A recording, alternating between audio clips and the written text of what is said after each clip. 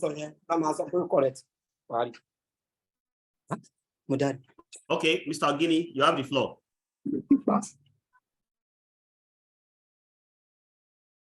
Hello.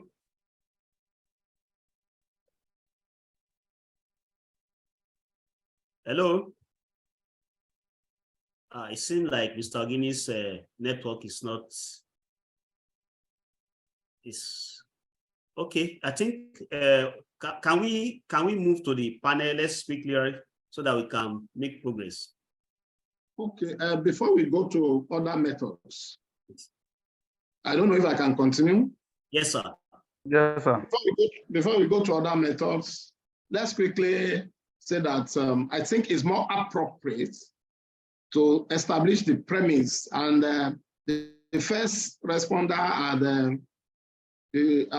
the answer that cost method is where, yes, it's a specialized property, but has an undertone that is a property that seldomly change hands.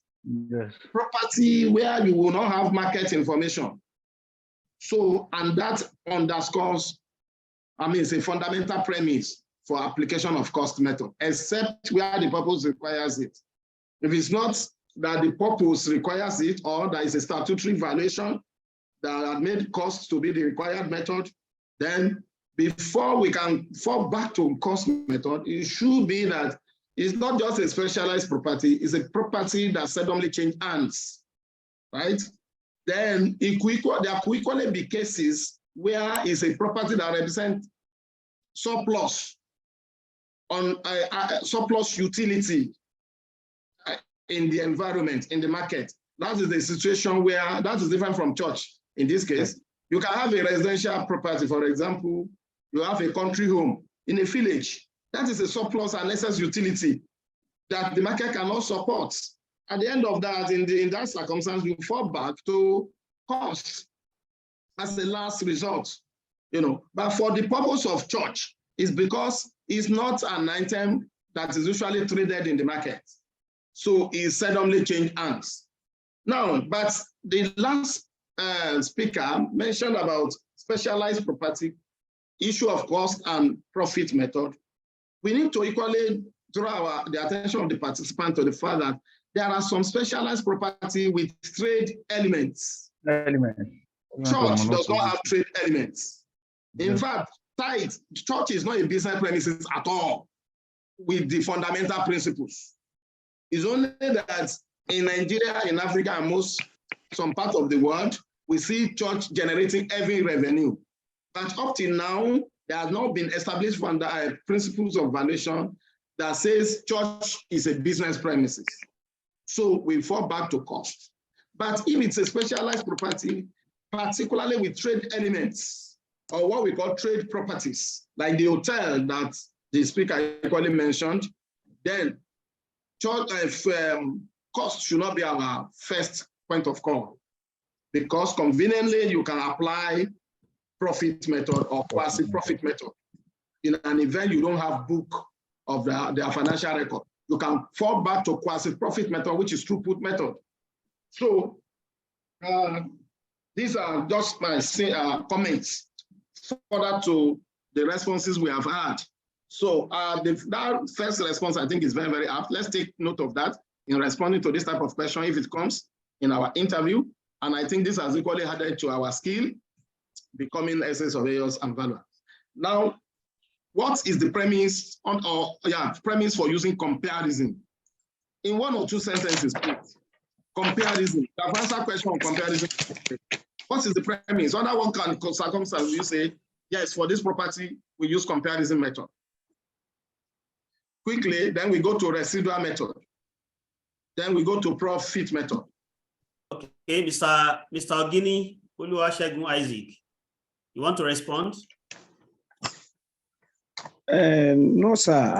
I wanted to respond to the issue of using one of course comparison method or the cost method, where you are valuing the church and all that. But with the explanation of my big boss, I just finished speaking now. I'm okay. I just want to contribute my own quota. So okay, let's continue. I have Mr. Olatuji Oluwaseun. You want to respond? Kindly unmute yourself. Mr. Olatunji Oluwaseun. Mr. Olatunji Oluwaseun, kindly unmute yourself and let us know where you have joined from. Okay. I'm talking from Pestac side.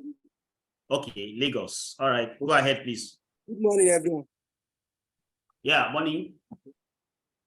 The premises where we can use a comparison method when there is a information or comparable property in the market. So it's very easy to you. Okay, you say okay, there is. Let's assume you want to value a property. You know there is a similar or relating a property in the market. You can use comparison method because the subject of value, there is a comparison in the market. Can you hear me? Thank you very much. I have Mr. Oh, I don't know. I have Kawu Suleiman. Kawu Suleiman, kindly unmute yourself and let us know where you are talking from and respond to the question. Kawu Suleiman. Good afternoon. Afternoon. Good afternoon. Good afternoon. We can hear you. My name is Kawu Suleiman. Okay. I'm calling from Kwara State. Kwara State. Okay. Kwara State. Yes, we got that. Thank you. Go ahead, please. All right. Comparison method can be used on the property that has similar constructional components. In addition, the property must also be in the same location or vicinity. On that premise, you can use comparison method to value that type of property. So that's just my contribution on that, sir. All right, thank you very much, sir, Mr. Kawu. I have Mr. Ogini. Okay, Mr. Ogini, you raise up your hand again. Yes. Can you hear me clearly, sir? Please. Can you hear me, sir? Yes. All right, sir. Sir, comparison method can, to my own understanding, it can be used in an estate where you have a similar property. I think that's where you have the best, where you can use comparison method. But anything outside an estate, you just have to compare. You have to check everything, like using cost, using residual. I mean, using a comparison, even though we know that cost method is the best method, but where we can use comparative method is in an estate where you have a similar property, the same design. You can say, oh, they sold this one so time at so amount. Oh, this one can also go for so amount. That is my submission, sir. Okay, thank you very much, Mr. Ogini. Okay, the last one on this, Mr. Rabiu Sharif. Briefly. Mr. Rabiu Sharif. Briefly. Hello, thank you. Comparative method of valuation has to do with the comparison of properties that are similar but not identical. In the comparative method of valuation, basic assumptions are being made, like for instance, heterogeneous properties and properties that have the same kinds are usually adopted for comparison method. The reason for it is that when applying the comparative method, a related factors come to mind. That is the location, the physical condition, the contract, and purpose and time. Also, the use of the comparative methods of valuation as the appropriate one for valuation of properties requires a comparative market and the data to be valid and reliable. That means the information, the data, the market data must be very, very reliable before you can adopt this method of valuation. Thank you. Thank you very much. Okay, let's go to the let's go back to the panel now so that we can move fast on this. Now to the panel. Let me quickly just, well, I think the first speaker actually summarized it. And then before I go to that, the cost method is.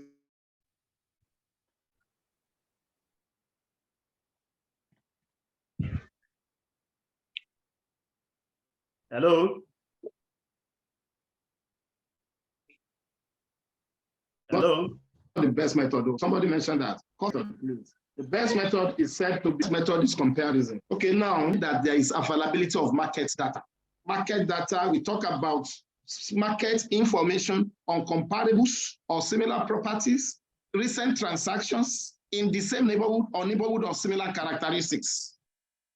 Market data or market information on comparables or similar properties in recent transactions in the same neighborhood or neighborhood of similar characteristics. What that talks to is simply that you have market information on close substitutes that you can rely on. So the premise therefore is where is the property that is of active transaction, where it's a property of active transaction. And that, however, in as much as I agree that where you have estate with prototype, comparison will be more enabled. It does not mean that comparison cannot be used outside, for properties that are not within the same estate. No, it's only that they must be within the same markets or markets of similar nature, similar neighborhood. And the transaction must be recent transactions. The one recent transaction there does not mean today or last year. It's a function of the volatility of the economy. If the economy is relatively stable, 2 years transaction, 3 years transaction can still be relevant. But where there is volatility, a year transaction there might be need for caution in applying such market information. So that is the premise for using market comparison. Availability of market information, everything about it is centered on the fact that market information on reasonable number of comparables are available. Thank you. So can we pick residual? Now residual. Quickly. I don't think we should spend more than the next 2 minutes on this one, please. Yeah, because our time, we need to touch Residual. other areas. Residual. Does anybody wants to respond to that? Residual. No hand up yet. There is hand. There is hand. Okay, Mrs. Titilayomi Salisu, please.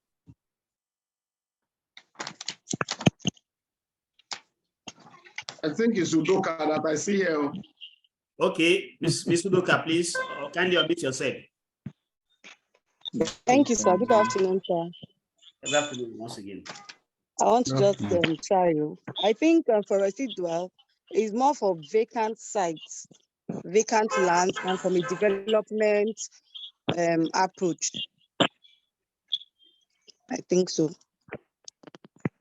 That's not hard enough. Let's another person try. Okay. It's not mainly for vacant land, please. Hello, sir. Yes. Residual, Please. the premises for using residual method is the property that have a latent value. The land that have a latent value, we use the residual method of valuation for it. Thank you very much. Any other? No, I think we should. It's art. The only adjustment to that is that don't just say land. Don't give the impression that it can only be used to value bare land or undeveloped land. Value. It's art to say where the property has latent value. That latent value can be in the form of development value. That means it has development potential. It's a bare land within a built-up area. It could equally be a redevelopment value, where the existing use does not represent IS and best Yes, use. and best use. Yes, sir. The existing development does not represent IS and best use. Take, for example, in a commercial city center, where all other structures are on 4 floors, 5 floors, you only now have a bungalow. You know, if you are to value such, it calls for residual because a latent value exists on that property. So Yes. you are mentioning latent value, and that will be either in form of development value or redevelopment value. Development For value. property that has development potential or redevelopment potential. A case of the development potential means the existing use or existing development does not represent the what? The highest and best. All right, thank you so much. Fire home. Let's fire home. All right, Ms. Medina, please. Next question. Question 8. What is the basis and method of valuing environmental assets? Question 8. What is the basis and method of valuing environmental assets? Thank you very much. Basis and method for valuing environmental assets. Let's have your hands. Basis and method for valuing environmental assets.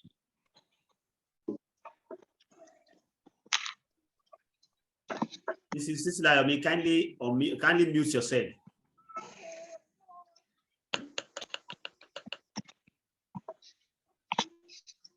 Basis and method for valuing environmental assets. Okay. No hand up yet. Let's go to our professor. Let's go to our professor. Time is gone. Okay, yes. The prof, please. Thank you, sir. Hello? Okay. Yes, we can hear you, sir. Yes, sir. Thank you, sir, Mr. Coordinator and our Director of Study. When we are talking of the first thing I would say here is what is environmental asset? We need to get that right. Environmental assets are the assets that do not even come to market, or that you cannot even find evidence of recent transaction or whatsoever. And these assets comprises the land and building, the physiobiological assets.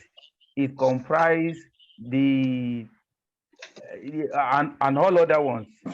So what we mean by the property that you may have a wetland, preferably or land, swampy land, that you don't even have them in the market for sale, and you cannot value them because they are the property that you cannot even see in the market for sale, and you needed to ascribe value to it by way of indirect, and that indirect is the willingness of people to pay for that asset. We said even land and building can be part of it. That socio-physical, socio-biological property can be part of it. Say, for instance, national park. Another good example is this game reserve that we have in Nigeria here. Those game reserves, you hardly see them in the market for sale, but people can pay for it. So the willingness to pay for the use of those assets is indirectly the value for that asset. That's one example, and that's what we mean by environmental assets. Then the basis for that environmental asset, because the environmental valuation is becoming popular in Nigeria. Literally, the time past, there's nothing like that. We feel that there is no value for it, but they attract value as other regular properties we see in the market. But the basis for it is total economic value. That is the basis. As we have basis for, as we have open market value basis, we have synergy basis and investment basis in some cases. But as for environmental assets, the basis is the total economic value. And what do we mean by total economic value? The total economic value is the monetary value, that is the monetary value we attach to environmental assets based on individual well-being due to change in environmental quality. That is, what is the well-being of the status of the health status of the people in relation to environmental changes, and the willingness of those people or individual to pay for that asset. You know, I cite a sample of national park the other time, or game reserve. If you know, when we have game reserve like this Yankari game reserve in Bauchi State, people will intend to pay visit to that game reserve, and that visit can come either within Bauchi, it can come from the neighboring state in Bauchi, which is either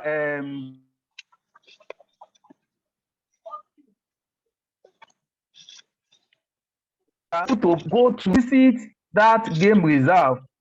The total sum of all the income they can spend to visit that reserve is the value for that reserve. People within that neighborhood will visit. The money, the transportation fare incur to pay visit is part of the value of that reserve. The gate fee they pay when entering the reserve is part of the value of that reserve. And whatsoever expenses they might have spent or they might incur while in that game reserve is still part of the value of that reserve. So by the time they added all of that together, that will form the entire income and the entire money each and every one of them is ready to pay in order to visit that estate, to visit that reserve. So the summation of all the income they are ready to spend on that reserve is indirectly the value of that reserve, and that is environmental valuation, and that is what we mean by total economic value. Then the method, we have several methods under environmental valuation. We have the conventional method, which has to do with change in productivity. We have the cost benefits, as we also we have the replacement. We have the one I just mentioned is the travel cost, and it's under surrogate market approach. The travel cost, we have the endemic pricing as part of the method. So the travel cost is what I have explained earlier on. And that travel cost, we are indirectly saying, okay, how much are you ready to pay from your location to the place to and fro? When you get there, how much are you willing to pay as the gate fee? And how much else are you spending within the estate? So if 10,000 or 1,000 people visited that game reserve within a year, the total cost, the summation of all their expenses is the value of that game reserve, and that is what we mean by the travel cost, and several other methods that can be used for environmental valuation. Thank you, coordinator. Over to you, sir. Thank you so much for that wonderful response. I do hope that the participants are noting down this and I pray it should be useful to us, both in our interview and in practice life. Okay, Medina, let's go to the next question. I think number 9 now. Okay, sir. Sir, yes. Number 1 has taken care of number 9 question. Okay, let's go to number 10. Thank you so much. Number 10, a fast-growing company having a head office on 650 meter square land area is in need of expansion of additional office building and parking lots, and does not want to relocate from the existing location. The company has now approached the adjoining property owner to dispose of his property to her. What form of valuation will this be categorized and expatiate on the basis and methods to be adopted in carrying out the exercise. Question 10. A fast-growing company having a head office on 650 square meter land area is in need of expansion for additional office building and parking lots and does not want to relocate from the existing location. The company has now approached the adjoining property owner to dispose of his property to her. What form of valuation will this be categorized and expatiate on the basis and method to be adopted in carrying out the exercise? Should I read it again? Okay, I think that's okay. Thank you very much. Now, participants, I hope we got the question clearly. Hello?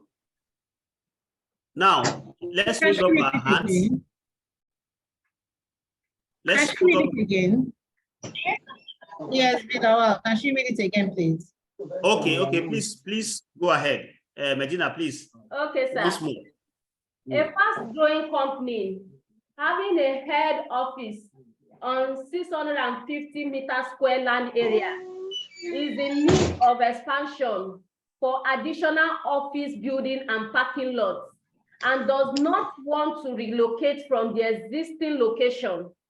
The company has now approached the adjoining property owner to dispose of its property to her. What form of valuation will this be categorized and expatiate on the basis and method to be adopted in carrying out this exercise? Thank you very much.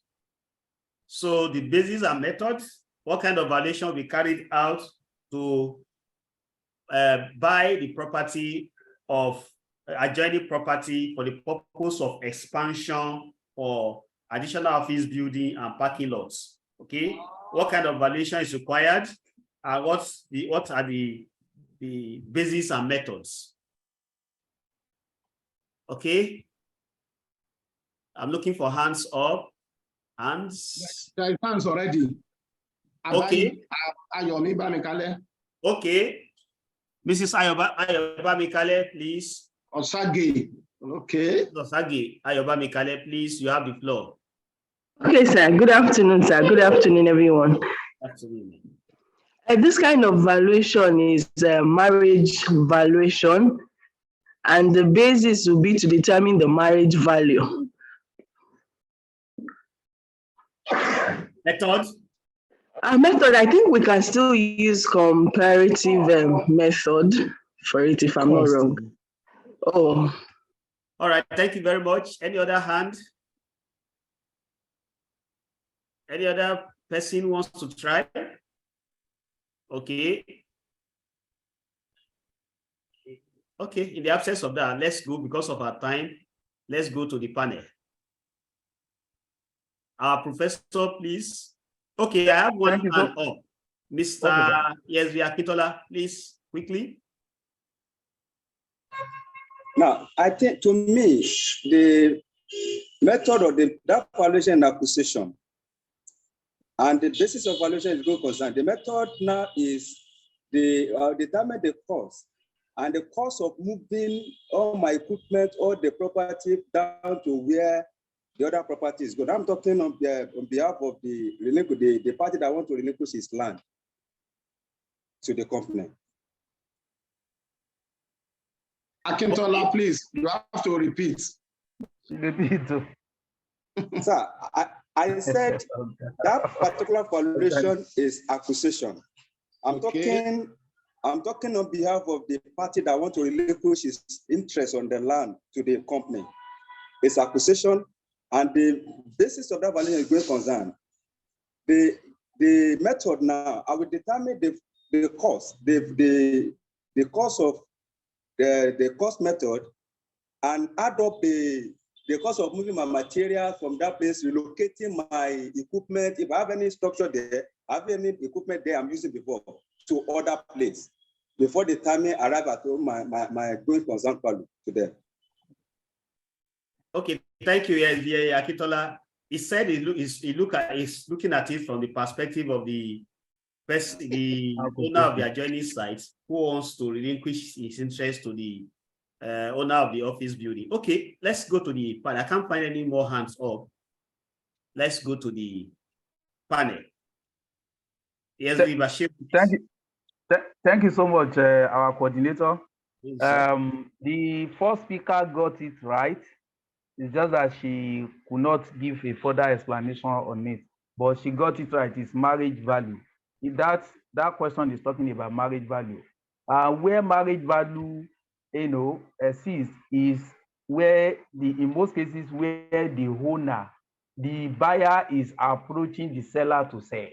Because in this case, it's not the seller that is saying, I want to sell my property. Even from ordinary man understanding, if I have a wristwatch, that probably I bought the wristwatch 20,000 naira, and somebody said, oh, I like this, your wristwatch. Can you sell it to me? Or I can call it 100,000 because he likes it. He might even buy it. Whereas it's 20,000. Under normal circumstances, if I want to sell it, if I offer it for sale, I won't offer it. Even if I offer it more than 20,000, it can't be up to 100,000. So, and that is what we are talking about, marriage value. Marriage value in most cases is referred to as synergy value. So, and what we mean by marriage value is that where the value of is a potential release by margin of two interests or property together, where the value of the merge is more than the summation of the separate. What do I mean by this?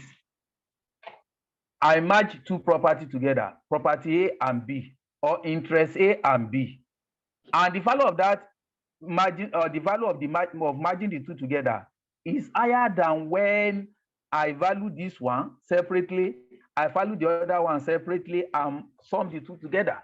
So, meaning that before you can talk of marriage value, if you merge two property or two interests together, the value of merging it together will be higher than the summation of the two, if individually or separately valued. Then the basis is synergy value. That's the synergy value. That's the basis. Meaning that what I'm trying to say is that when you merge interest A, I am a landlord. I have a freehold interest. And there's a leaseholder who I have granted 5 years lease to. Then we are saying if the interest of the landlord and that of the tenant becomes one, the value of that one, of combined one, will be more than the summation of the two of them. And the difference is what we refer to as marriage value. For instance, if we have a freehold, we have a leasehold. And when the freehold subject to lease is given an opinion of value of 10 million. Then the leasehold is given an opinion of value of 6 million. That means the summation of the two is 16 million. But when the two now becomes one, and we value it in perpetuity, is now giving us 20 million. That means the value of when the interest is combined as a single interest, the value of it is more than the summation of the separate interest. And you can see, we say the summation of the separate interest is 16 million, and the single interest when combined together is 20 million. That means the 20 million is higher than 16 million. And the difference between the two is 4 million, and that 4 million is the marriage value. So if freeholder now wants to buy the interest of the leaseholder, that means he's buying part of the 4 million with it. That 4 million is shareable between two of them. And in most cases, it's shared 50-50. And if you now share that 50-50, the first one has 6 million naira as his original interest. The second one has 10 million as his original value of his interest. So the 4 million, when you share it into two, you have 2 million added to their value. Meaning that if freeholder wants to buy over the leaseholder's interest, he will pay him 12 million against 10 million, which is the market value of his interest. And likewise, vice versa, where the lessee and where the freeholder wants to buy the leaseholder's interest, instead of paying him 6 million, which is the market value of his property, he pays him 8 million. That means he will have a value over and above the market value. And that is what we mean by marriage value. And we said the basis is synergy basis, which is the same thing as marriage, synergy value, which is the same thing as marriage value. And the method, like the first speaker said, is either comparison or investment, but mostly investment, because it has to do with the interest you have. A freeholder has freehold interest. A leaseholder has leasehold interest. So in most cases, you follow it with investment method. And is the substitution, the difference that now will be worked out for both of them. So that is what we mean by marriage value. Over to you, our coordinator, sir. Yes, Bashir Rahim. For this session, it has been very wonderful. And I want to quickly want us to switch to the next course, still under the session. Ms. Medina, please, let's go quickly to the next. I'm sure this one will be faster than evaluation. Before we move to that, I want to tell the participants that by the grace of God, you will get this recording sent to your email, and you have the WhatsApp platform for further inquiries and clarifications. Thank you. Ms. Medina, please. Yes, Commanding. Yes, sir. Let me expatiate on the response of my prof. All right, sir. For the benefit of the participants. That explanation is very hard. In the first instance, the guys that talked about acquisition, going concern, we are not talking about company, valuation of company or businesses here. We are talking about valuation of land and building. So there is no issue of going concern at all in this case. Going concern relates to business.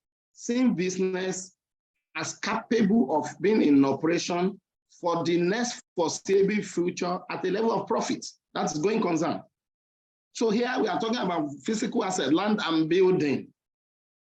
So please get that right. So going concern, you can only have going concern as basis of valuation where it has to do with business or business assets, where you are valuing asset valuation for whatever purposes, but commonly for going concern, it will be under financial, either for merger, for flotation of shares, yes, for partnership, yes, for privatization, for commercialization, and so on and so forth. Yes. Okay, yes. So it's not applicable in this case.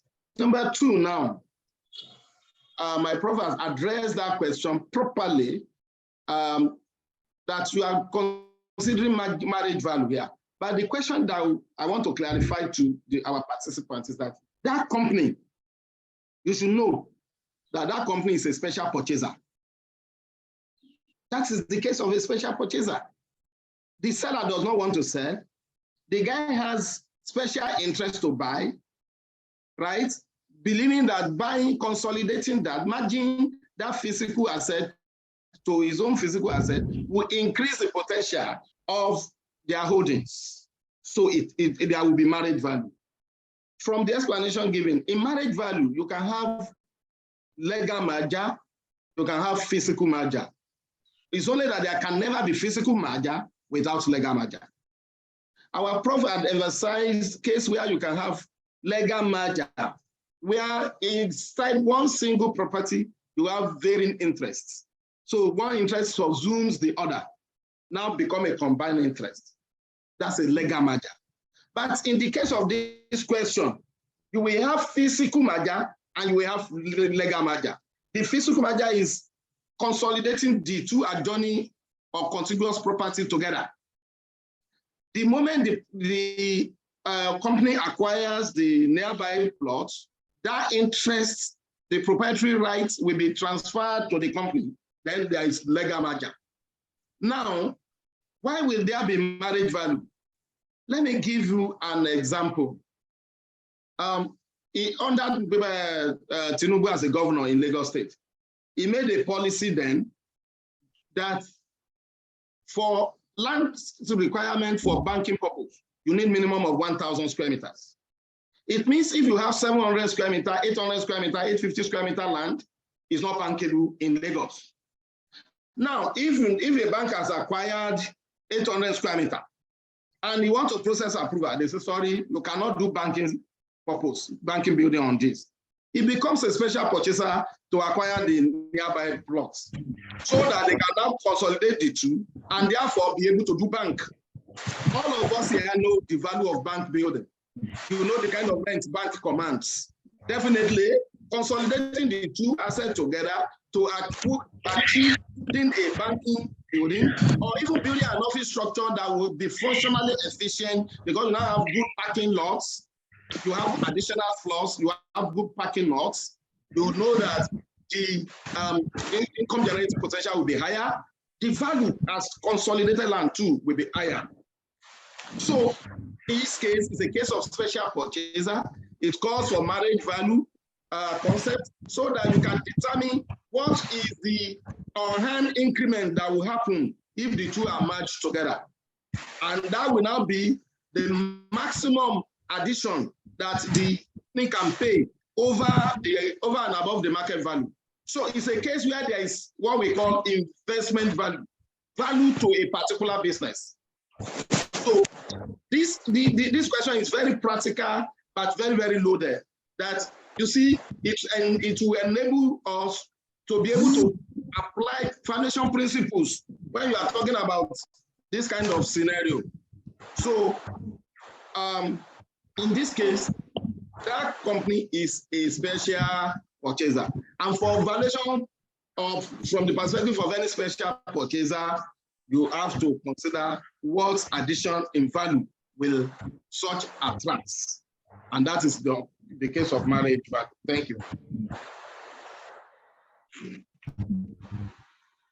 Thank you for the wonderful contribution, sir. Now we can, Ms. Medina, let's move to the next question on the other course.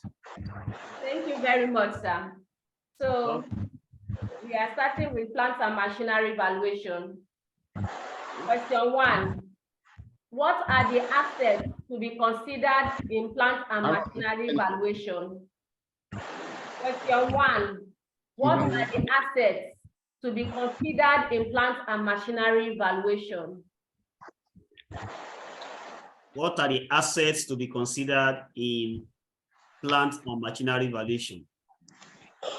Participants, let's have your hands.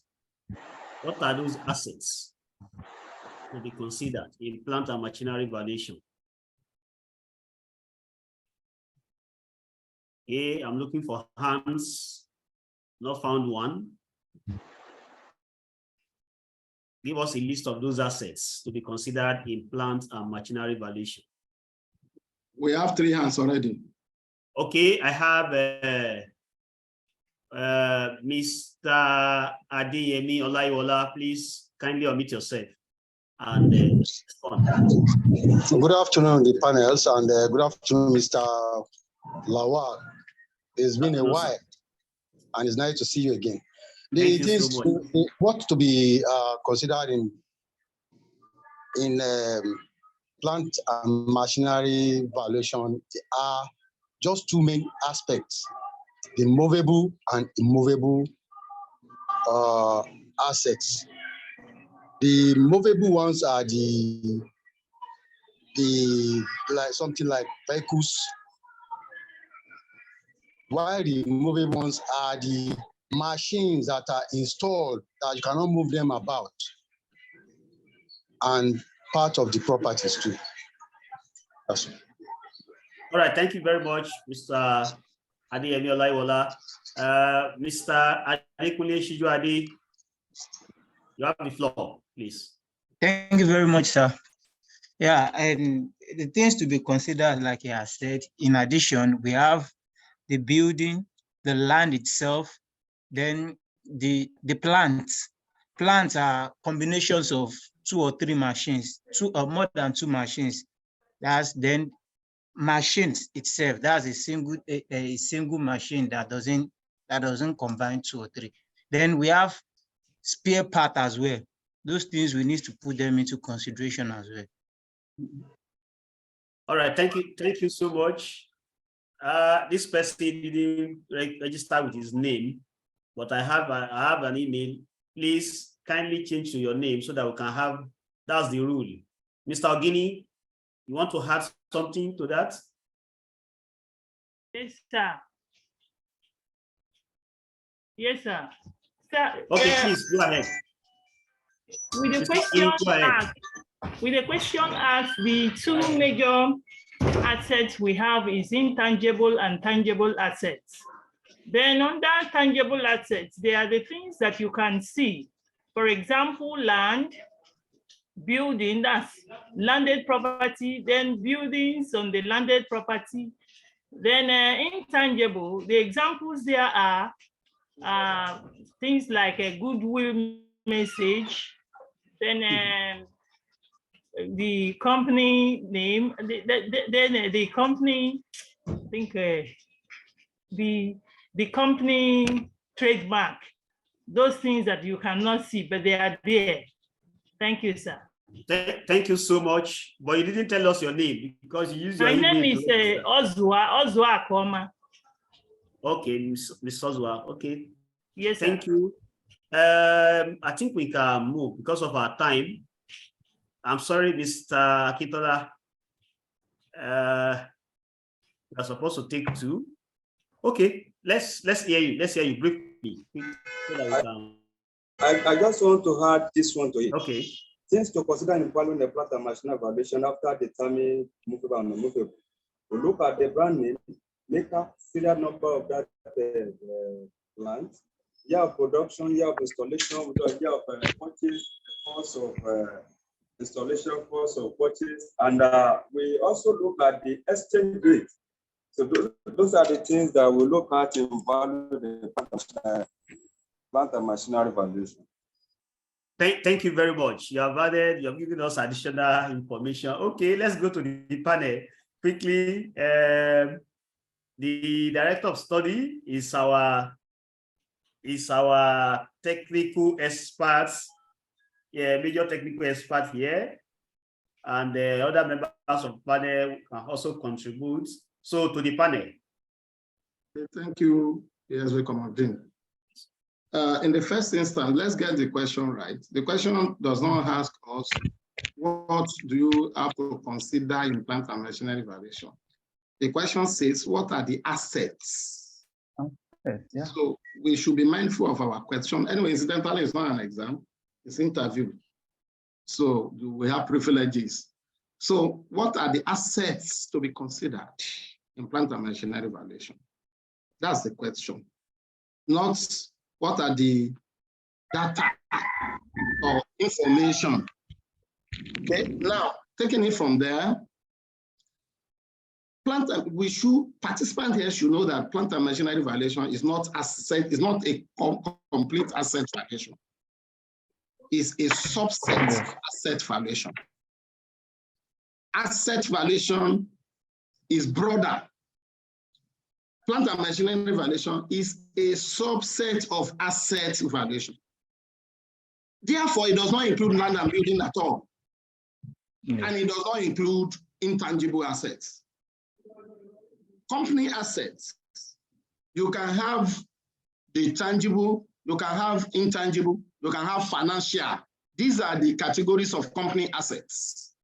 Within your tangible assets, you have land and building, you have plants and machinery. So the first thing, clarification we should take home is that plant and machinery valuation is not a complete asset valuation. It's a subset of asset valuation. And the list of assets that makes plant and machinery valuation does not include land and building. To be specific, yes, you can start by saying you have movable and you have immovable. That's apt. Within your, whether movable or immovable, again, participants here should know that it's not every asset of equipment nature or machine nature that will make the list of plant and machinery for your valuation purpose. Assets to be considered in plant and machinery valuation fundamentally are assets that fall along your production line or that are committed to the production process. Assets that make your production line, which is like your plants, or that are committed to the process. So there, you will therefore have what we call your production line. That is the plant itself, your process and production plant and machinery. Then you will have the kind of what we call features and fittings. You will have mobile plants. You will have office furniture. You will have vehicles.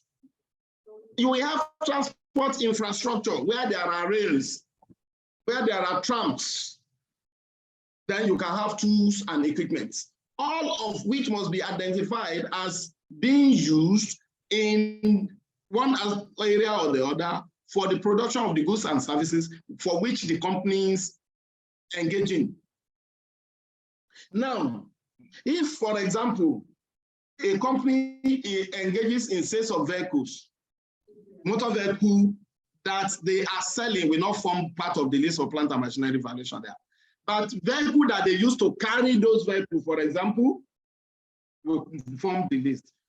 At this point, I need to mention that spare parts does not make the list of plant and machinery valuation because spare part does not have the value of its own, does not have a life of its own, a shared life of its own. No.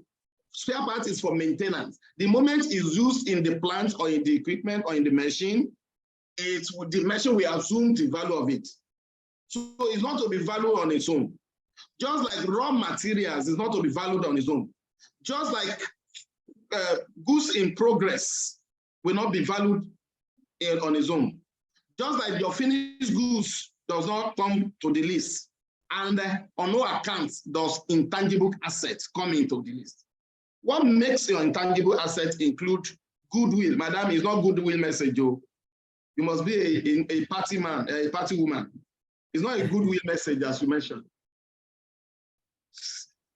It's not a goodwill message.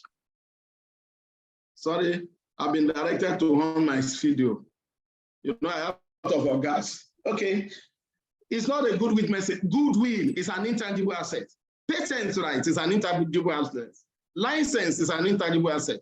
Trademark, trade name, trade secrets, and so on and so forth. They are intangible assets. If we are doing asset valuation, they will make the list. Land and building will make the list. But if it is plant and machinery, those are excluded. They are not constituents. They are not part of what constitutes plant and machinery.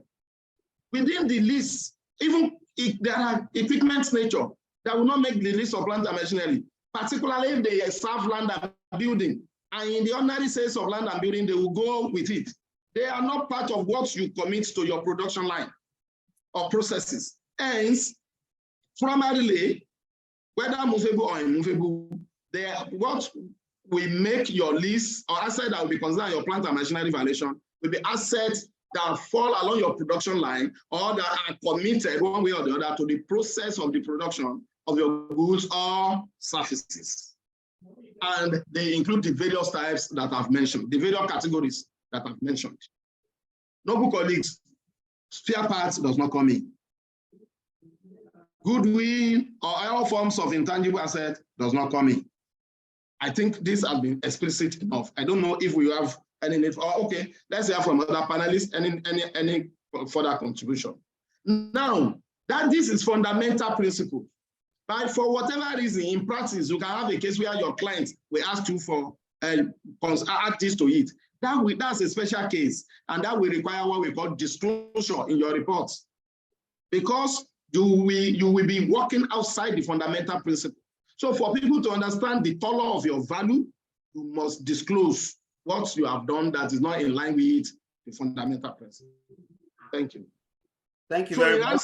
In answering question, please note these guiding principles. Thank you. Thank you very much, sir, for the explicit response or contribution to the answer to the question. Okay, any member of the panel?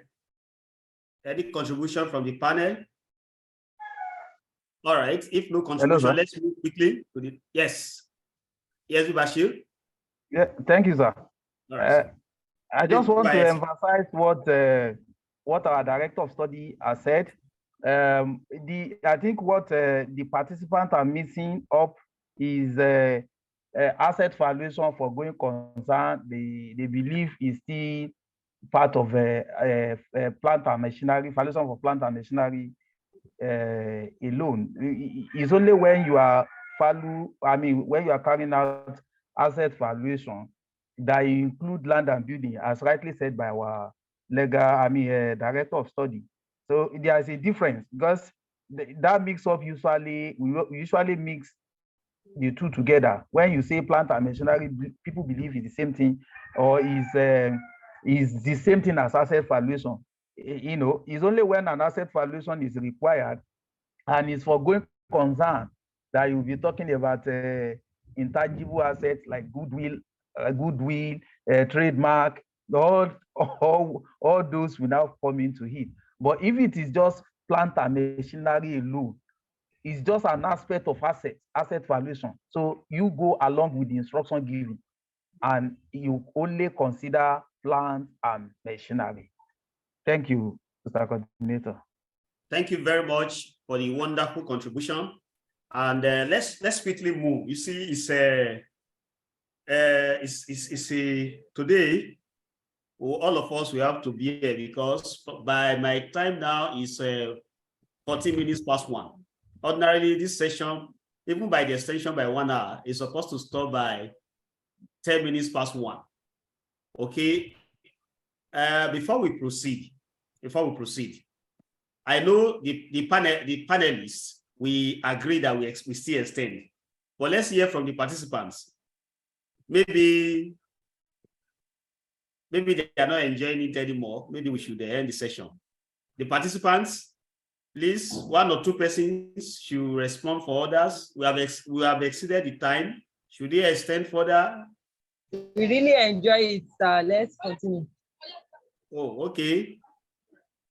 Any other person? Any contrary view to this? We are sorry that we have to, but it is just to drive the point home. It's not going to be beneficial if we have session like this and we don't get to the root of this matter, because like the director of studies said earlier, from one question you can extract many other questions, and because nobody knows where the questions will come from. We just have to exploit different areas so that what you get here can be beneficial for you on the day of your interview. Let's continue, sir.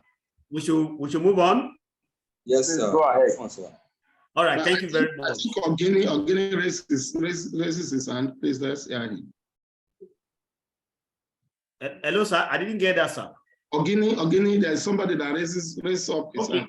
Okay, yes. Mr. Ogini, please unmute yourself and let's hear you, sir. Mr. Ogini, kindly unmute yourself.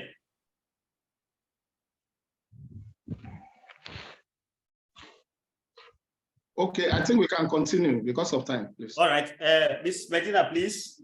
Next question. Okay, question 1 has covered question 2, sir. Okay, please go to question 3.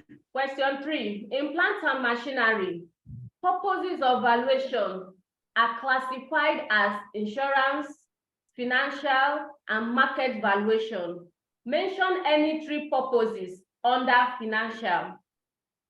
Question 3, in plant and machinery. Stella. Yes. In plant and machinery, Purposes of valuation are classified as insurance, financial, and market valuation. Mention any three purposes under financial.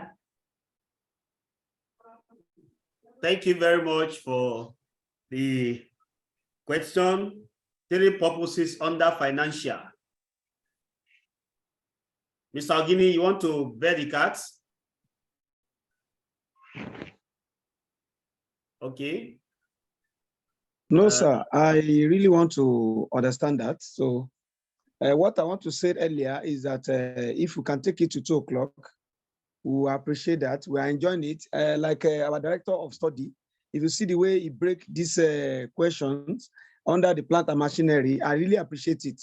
So a lot of us are missing it up. So I think we should continue at least to like 2 o'clock, and we appreciate, and God will give you the strength to take us there. Thank you very much, sir. All right, thank you very much, Mr. Ogini. Thank you. We appreciate that. Okay, yes, so purpose under financial. Any hand up yet? I've not seen one. Okay, I have Mrs. Bankole Adebisi. Yes, sir. Thank you very much, sir. Yes, ma'am. So under financial, we have taxation, we have nationalization, we have liquidation, and settlement. Okay, that's all right. Thank you. Thank you very much. Okay, Mr. Ogini raised his hand. I think the hand is lower now. Okay. Osage. Okay. Yes, sir. We can have it under the financial purpose. We can have for balance sheet, for acquisition and merger, for liquidation. All right. Thank you very much, Mr. Osage. I think those are the two. So let's go to the panel. Our high team. Okay. Kindly mute those people who are talking at the background. Okay, all right, thank you. I think the rest they've answered the question very well. Let me just do a quick recap, but there is fallout out of the response. You see, we said we have 3 classifications. You have insurance. Insurance group is a single purpose group. It's only insurance purpose that is there. You have market valuation. Under market valuation, all other purposes that do not fall into financial come under market valuation, including sales, including mortgage, including purchase, and so on. Then under financial, you have so many purposes. Flotation of shares is there. Flotation of bond is there. Privatization is there. Commercialization is there. Insolvency is there. Liquidation is there. Balance sheets, as Madam said, will be a question on that. So let me still keep it as balance sheet for balance sheet. Is there? And a host of purposes. Okay. So now, having agreed to that, the question I want to draw from this response is valuation for balance sheets is used to be referred to as for accounting purpose. What is the current terminology for valuation for balance sheet or valuation for accounting purpose? So let's answer that first, then we take it up. I think there's going to be another fallout. What is the current nomenclature? What is the current nomenclature when nomenclature for valuation balance sheets? Yes. Mrs. Bankole Adebisi Momijio, you have the floor. Momijio, please. No, sir, it's by mistake, sir. Oh, okay, all right. The current nomenclature for valuation of balance sheets or valuation for accounting purpose, current nomenclature.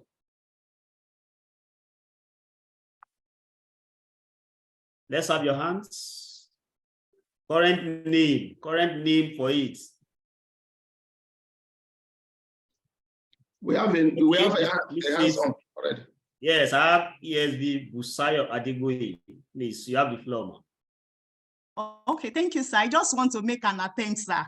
Okay, yes, make it. The current nomenclature for valuation for balance sheet is called valuation for financial reporting. Okay, thank you. Who disagrees with her? Okay, Mr. Amechi Nze, do you disagree or agree with her? And what is your own position? I agree with her because of the assets and liabilities. So I think she's correct. It's for financial reporting. Okay, thank you very much. No more hands up. Let's go to the panel. That's correct. So what is the applicable standard? What is the applicable standard? What is the name of the applicable standard for this valuation? That is applicable standard. Okay, the applicable standard for this valuation. Who will tell us the standard? The applicable standard for valuation for financial reporting. Valuation for financial reporting, applicable standard for valuation for financial reporting. Yes, where are the hands? Where are the hands?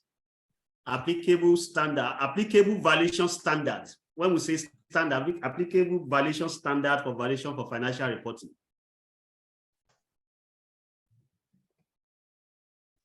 Okay, no hands. We'll take it back to the panel. Busayo raised her hand. Okay, yes. Mrs. Busayo, kindly unmute yourself. Okay, sir. Thank you, sir. I just still want to make an attempt, sir. Keep okay, the applicable standard for valuation for financial reporting is the IPSA and IPSA. I think that's the International Public. I don't know if I'm still correct. Okay, thanks for the attempts. I have yes, the Akintola. Yes, let's have your own attempt too. I want to attempt international financial reporting standard. Thank you. International financial reporting standard. Standard. Okay. Any other? Does anybody have something against that? Okay, no. Now let's go back to the panel. Okay, that's correct. International financial reporting standard. That is, however, that is for private sectors. What is the applicable standard when it is case of financial reporting valuation for public sector? What is the name? Okay, the acronym and the full name, please. The acronym and the full name, Mr. Suleiman Mohammed. Mr. Suleiman Mohammed, tell us where you are talking from. Yeah, good afternoon. I'm calling from Abuja. From Abuja, okay. Yeah, so the public sector is IPSAS. Okay, the full meaning? That is International Public Sector and Standard Accounting Sector. Please come again with that. Will you rewind? Come again with that. International Public Sector Accounting Standard. Ah, that's correct. Public sector accounting standard. That's correct. All right. Thank you so much. Now to the panel. That's all right. We can proceed, please. All right, Ms. Medina, let's go to the next question. Question 4. What basis of valuation is appropriate for valuation of flotation of shares? Question 4. What basis of valuation is appropriate for valuation for flotation of shares? Okay, basis of valuation appropriate for valuation for the flotation of shares. Basis of valuation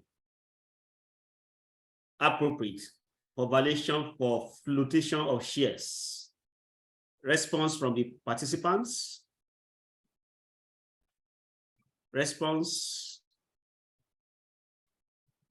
Let's have your hands. Who want to attempt? Who want to attempt? Mrs. Busaya, I said keep attempting. Oh, do you want to attempt again? Want to attempt on this? Who is attempting?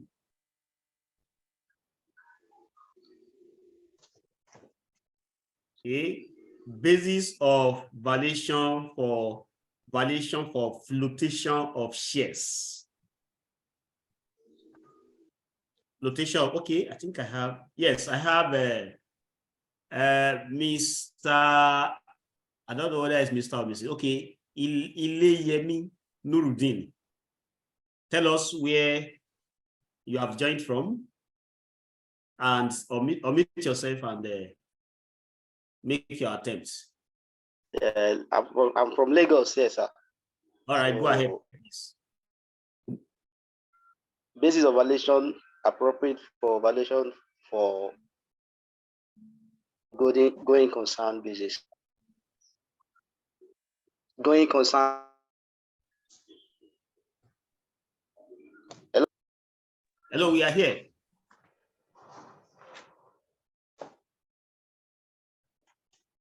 Go ahead, please.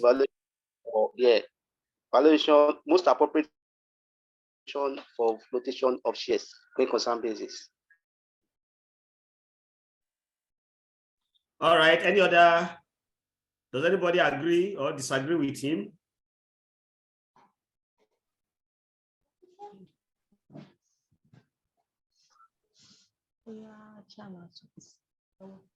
Okay. I think we can move on. All right, let's move on, sir, to the panelists. Yeah, that's correct. That's apt. Going concern basis. Now, the question from that is, what other name will you call going concern basis?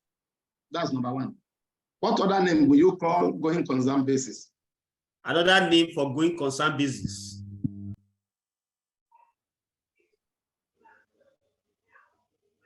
Another name for, okay, I have Ms. Osage Ayobami Kale. Please, you have the floor. Yes, another name for it is the existing use value. Okay, existing use value. That's correct. Okay. All right, thank you so much. So let's look at if the valuation were to be for liquidation, what will be the basis of valuation? If the valuation it was to be for liquidation. Yes. What will be the basis of valuation? Ms. Osage, you want to attempt again? I can see your hand up. That would be that would be gone concern or breakup value. Going concern or breakup value. Gone concern or breakup value. Sorry, gone concern or breakup value. Gone concern or breakup value. Mr. Ayo Zubair, you want to add to that? It's the same thing. Hello? It's the same Hello, thing. Mr. Ayo Zubair. Yes. Thank God we can hear you now. Gone concern or breakup. Thank you. Gone concern or breakup. I have this madam. What other name will you call gone concern or breakup value? What other name will you call gone concern or breakup value?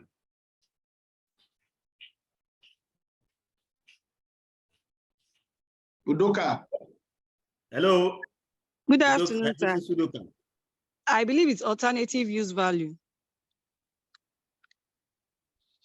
Alternative use value? Who else wants to attempt? Okay, I have this madam with your email. I've forgotten your name. Okay, go ahead. Unmute yourself and say something. Hello.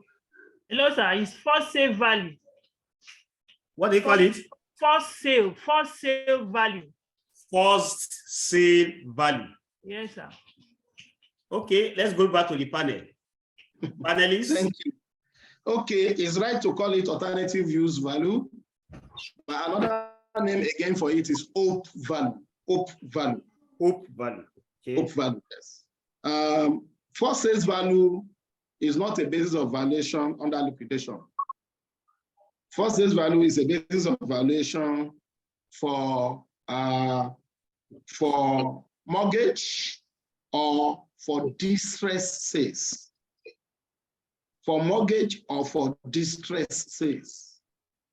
In an event you want to, distress sales means after, either before foreclosure or after foreclosure. So you can have first sales value. But commonly in our practice in Nigeria, you only have first sales value featuring as a counterpart value under mortgage valuation. It does not come in under liquidation, but you can have it under distress sales, sales of distress property, because the condition of first sales valuation conforms with the circumstances of stresses. Now, sorry, that madam had brought an issue up. Then, how will you arrive at first sales value? This is not limited to plant and machinery. How do you assess first sales value? What is the premise of arriving at first sales value? In mortgage valuation. Yes. Or in distress valuation. Yes. Participants, let's have your hands. Yeah, I think the madam is trying. Okay. I have Mr. Ogini. Mr. Ogini, can you unmute yourself?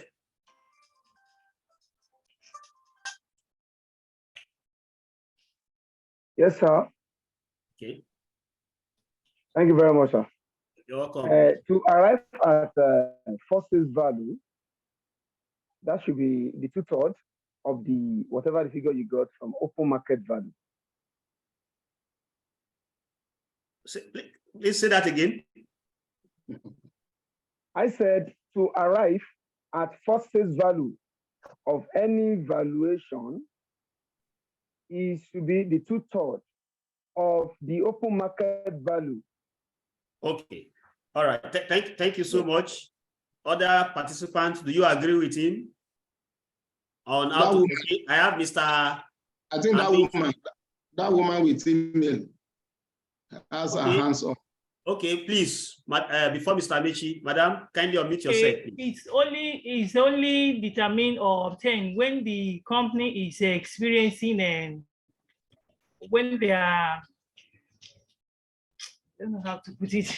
When the company is under liquidation, they are no more doing well, and they want to liquidate.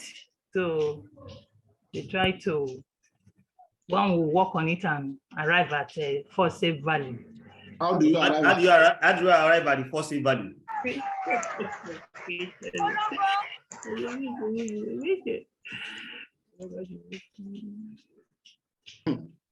Chartered surveyors, not scattered surveyors. How do we arrive at first sales value? We have to be chartered surveyors, so you know. Okay, I have Mr. Obaniji, if I'm correct. Obamiji. Okay, Mr. Obamiji, please. You have the floor. I think to arrive at first sales value, that's 70% of the market value. Okay, yeah, somehow agree with the person who said 2/3, even though not 2/3 is not exactly 70%, but you agree that it's a percentage of the first of the open of the market value. Okay, Mr. Nze Amechi, kindly unmute yourself, please. Hello, can anybody hear me? Mr. Amechi, we can hear you. Okay. Yeah, I will agree with the first answer. It's 2/3 of the capital value or the open market value. The first answer was correct.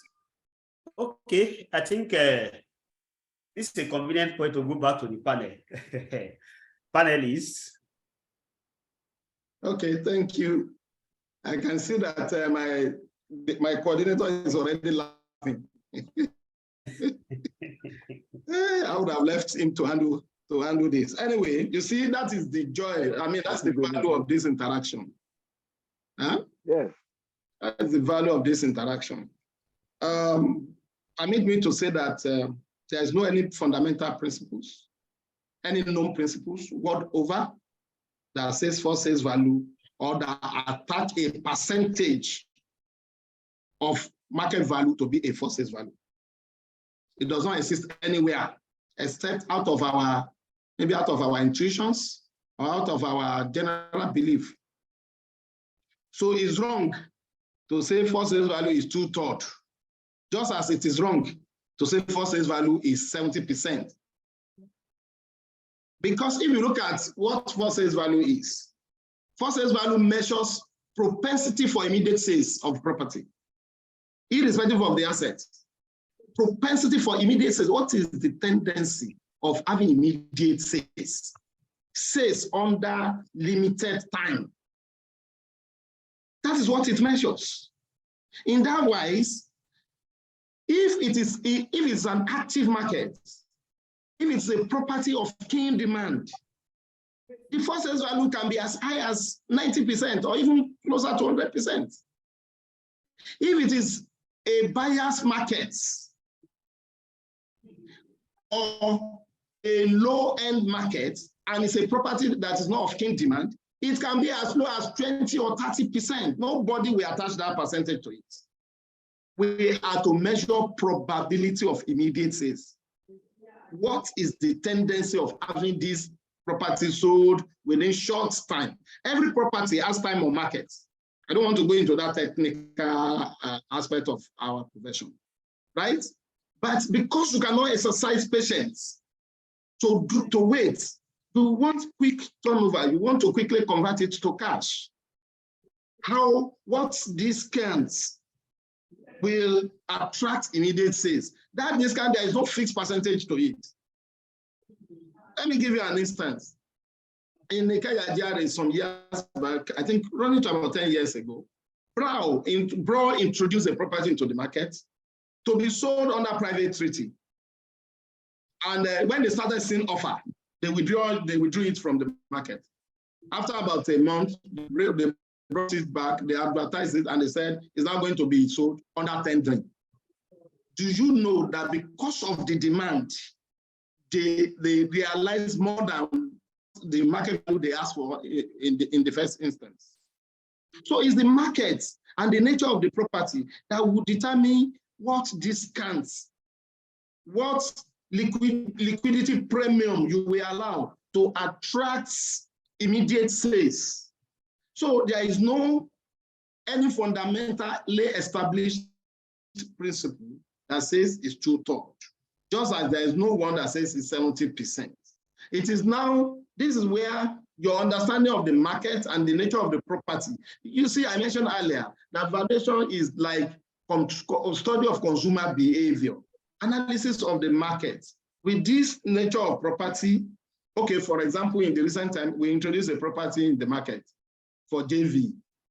Within 2 weeks, close to 20 developers submitted. If we are to sell, we want to, and we are to determine the market value and the for sales value of such a property for mortgage, there won't be any justification to say that the for sales value will be 2/3, unless your market value is not right. So please, let's take note of that. So now how do we now arrive at for sales value? It's for us to understand the nature of the property, the nature of the market. Is it a buyer's market or is it a seller's market? Is it a passive market or is it an active market? Then this property, is it of keen demand or not? Yes, our best judgment will still come in, because as we speak, it's only there are some scholars that are already working on processes, quantitative processes to arrive at for sales value. As we speak, work is still work in progress, but we can now, with our understanding, you now do a probability, chance of occurrence. That is how best scientific you can do. You now do chance of occurrence. If you go to your conditional probability, you will realize that there is a clue for us to arrive at for sales value there. So please, the interview, they ask you, don't say it's 2/3. Because I think our interviewer now, our assessors too, they are getting to be more knowledgeable about this. In Abuja, I remember about, was it 5 or 6 years ago, it was a well-discussed topic in Abuja branch. Then our first vice president was the one handling that topic. He said first sales value, a fiction, no. Is it a magic or a reality? Something like that, the way they framed the topic. And it was a seminar that was organized for about 2 or 3 occasions. So please, there's no fundamental principles that backed our 2/3 or our 70%. Thank you. Thank you so much, sir, for the wonderful contribution. While you were giving your contribution, you did mention that a property was put on the market sometimes ago to be sold on private treaty. So this underscores the fact that the property can be sold on by private treaty and other methods. Okay, can you tell participants other methods of disposing of a property apart from private treaty? Thank you, sir. Thank you. Even though I expect that will come in the afternoon section, but since you have raised it, okay, yes, property can be sold under private treaty. It can be sold under tendering, that's by bidding, and it can be sold under auction, public auction. These are the common 3 approaches or processes. And private treaty simply means where there are negotiations between 2 parties. It does not mean that the property is introduced to one person. It's only introduced to the open market, but the negotiation will be between, there will be a prospective buyer, and just as you have the prospective seller, they will negotiate and agree on figure privately. That's why it's a private treaty. By tendering, you have a lot of people bidding for it. They submit based on what they feel they can offer, and they will now be pre-qualified. The tender will be open, and at the end of the day, the winner will emerge, if at all it meets the reserve price.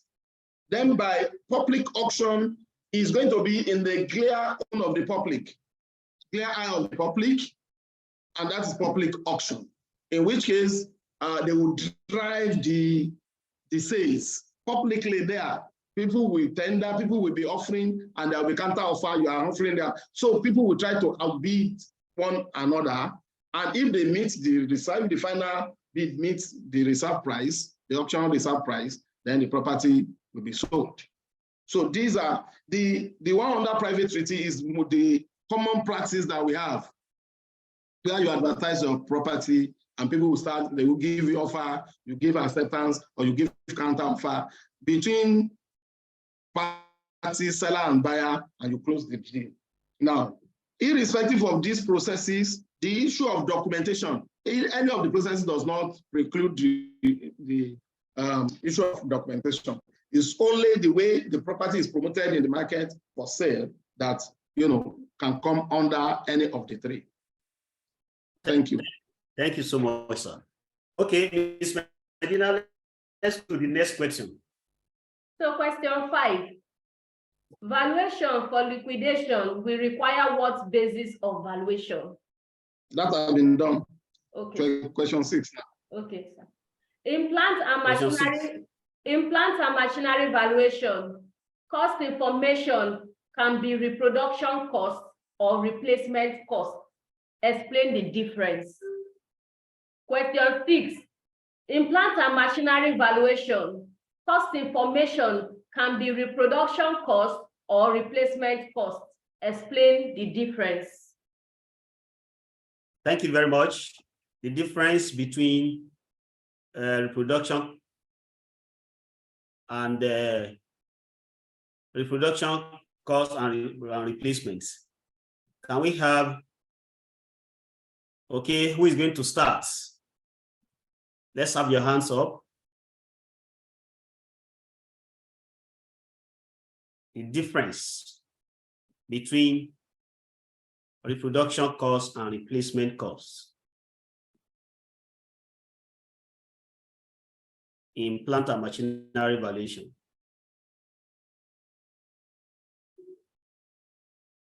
Okay, difference.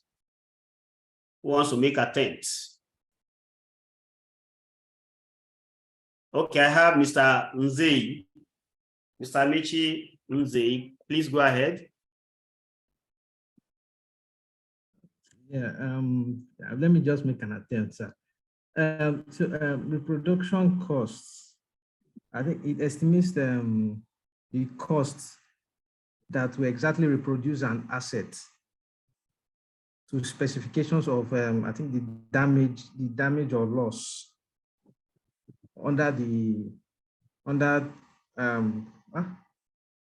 well, that's basically what I'm trying to explain. It's the cost of reproducing the cost of replacing that asset exactly to specifications of the damaged asset. While replacement is cost of replacing the asset, just replacing it, not reproducing it from scratch. I don't know if I'm making a point. All right, thank you very much. Any other participants? Do you agree with him? Okay, Mr. Adekule Shiguadi, please. Take the floor. Mr. Adekule Shiguadi, take the floor, please. Can you hear me, sir? Yes, we can. Go ahead, please. Yes, sir. Okay, the cost of replacement, it involves the cost of purchase of the material and the equipment or the plant and machinery, the cost of transportation, and then the cost of installation. That's what that one implies. Then why the cost of the production, that's for probably equipment or machines that they are locally made. So the cost of reproducing that type of machine or equipment and the cost of transportation and installation as well. So for the cost of replacement and the cost of transportation will include the port duties and every other duties that we pay if it is if you have to buy internationally or you have to ship down to the country. Thank you. All right, thank you very much for that contribution. I have Mr. Olatunji Oluwaseun. Let's have your contributions. The only difference I saw in the production and replacement cost is you are not observing the production cost is exactly the price of that machine without observing depreciation and examine whether transportation and any other thing. Exactly the price. That is only my opinion on that. All right, thank you very much. Let's take it back to the panel. Panelists. Thank you so much, everyone. I expect some people to respond to these questions here. I don't know what happened, why Ogene Ndoka didn't respond. I don't know why Amishi got it wrong. I don't know why no response from Osage, no response from Busayo, no response from Bankole and so on, among others. Okay, Bankole want to respond. Let Bankole. Okay, Mommy Gio, go ahead, please. From my own understanding, when you are talking about the current reproduction costs, you are talking about the present. That's not the question. That's not the question. The question is the differentiation between reproduction cost and replacement cost. That is what I'm saying, sir. Let me learn before you make your adjustment. Okay. So all right. The cost of replacing the same type of assets.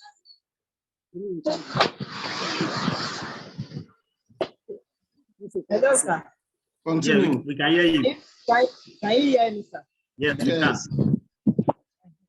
The cost of replacing the same type of asset in the market, that is the same asset type, that is what I can figure out as a production cost.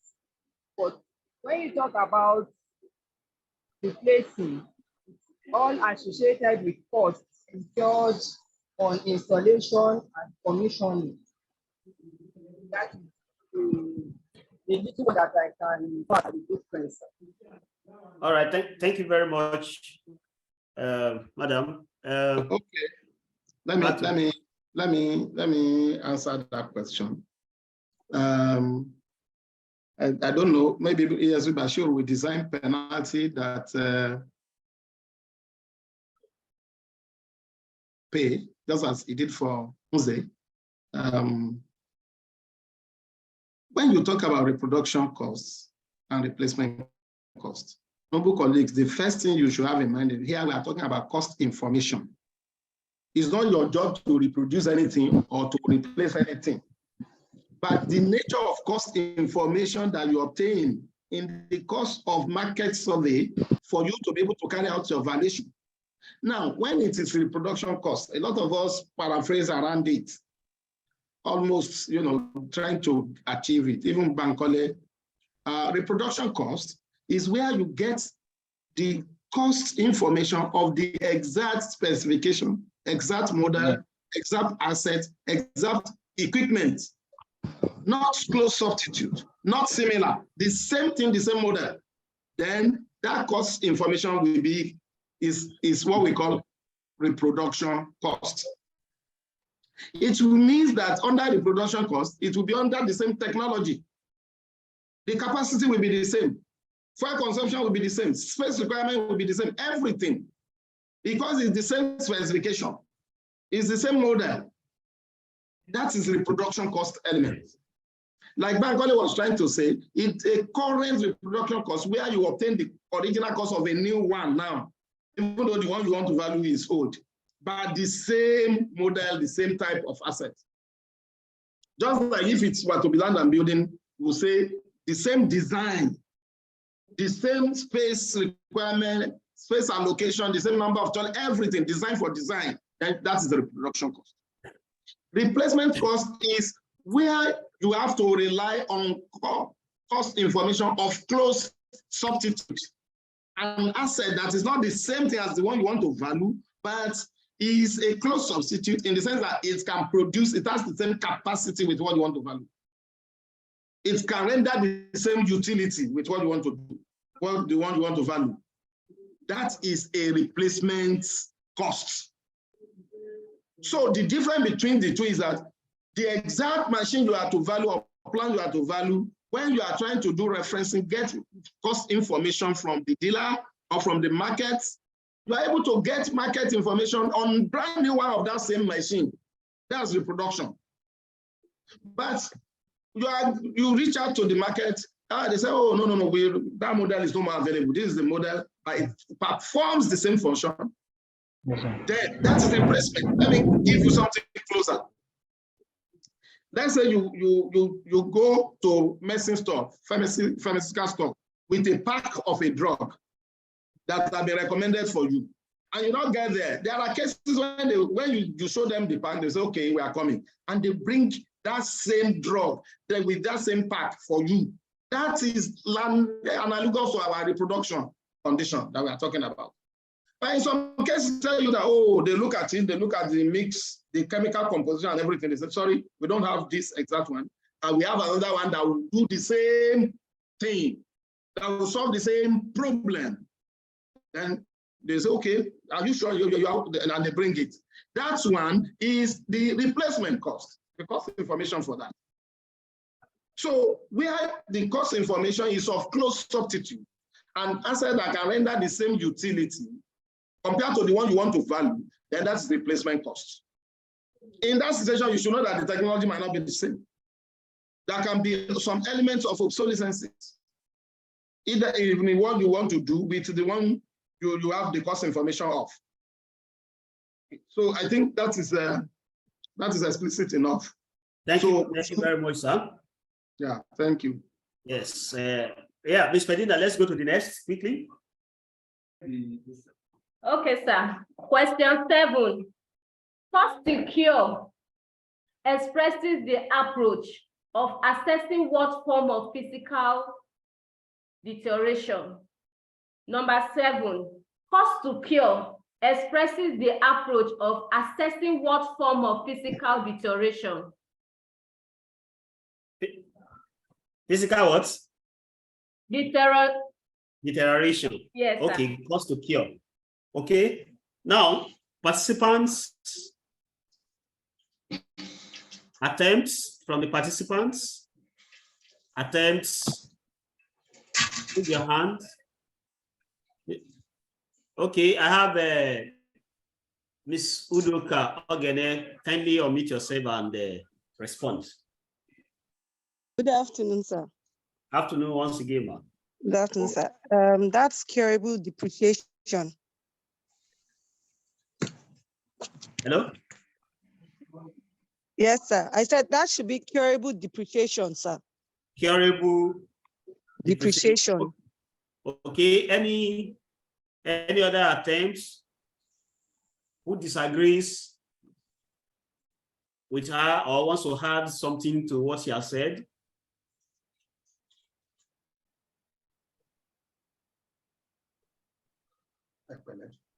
Okay, no more. Okay, let's go to the panel. That is apt. That is curable depreciation. But the fallout from that is, what is curable depreciation? Okay. What is curable depreciation? Participants who wants to try, who wants to make attempts.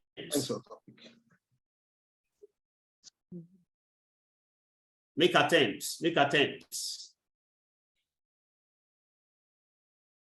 What is curable depreciation? It's a very good topic. So I have to see what this said. Okay, I have, okay, madam. Please go ahead. Okay, sir, I just want to make an attempt, sir. Make attempt, yes. Physical deterioration in real estate can be termed as, expenses associated with wear and tears, as in the aging, the degradation of a property's condition, and the cost at which it can be restored. I think that's much I can tell concerning it. Curable depreciation. Thank you so much, madam. Curable depreciation. Yes, I said it's more of it's associated with wear and tear in Yes. real estate. Okay. And, yes, we got that. I just wanted another person to make attempts. Any other attempts? Okay, let's go back to the panel. Okay, I have more hands. I have more hands up now. I have oh, okay, the hands are reducing. Okay, Mrs. Bankole, Momiji, yeah.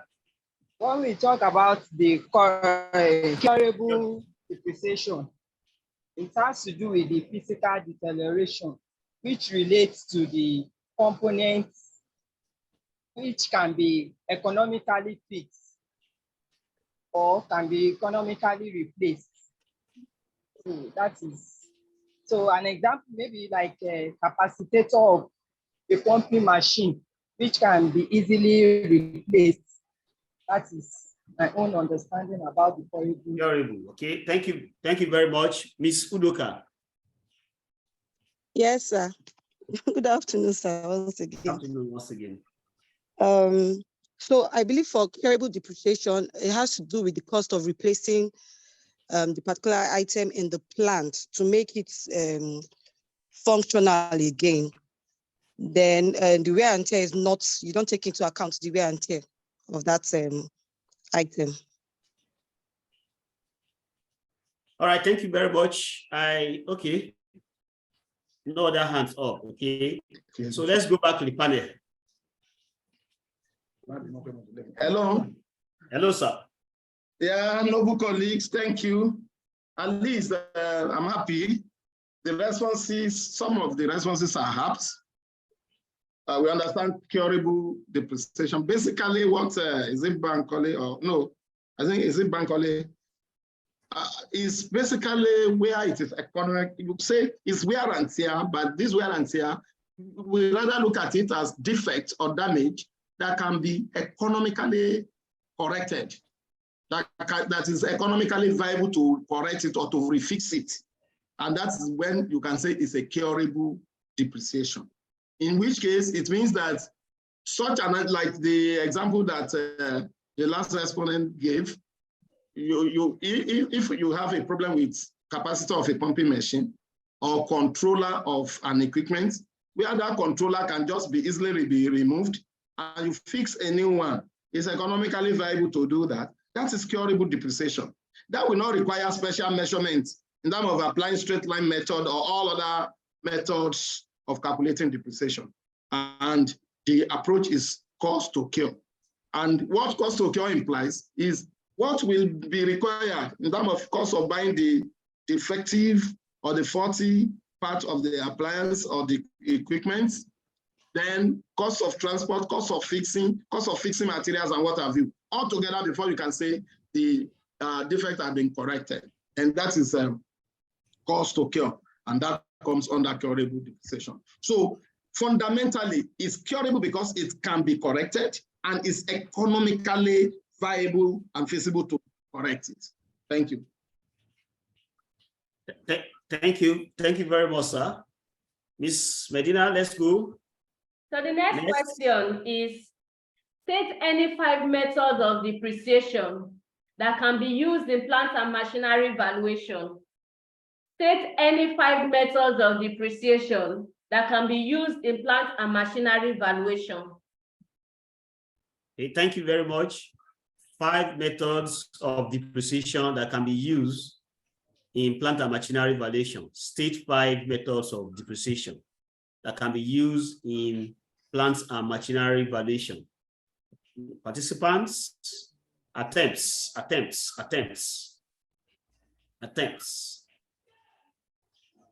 Test your residual knowledge. Attempts.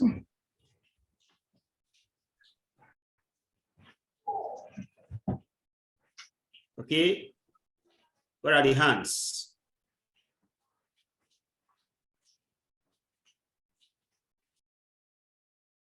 Where are the hands? Methods of depreciation used in plant and machinery. Okay, I have Mr. Anthony Arugujui. Please, you have the floor. Mr. Anthony, please. Yeah, thank you, sir. Cost to cure method, sir.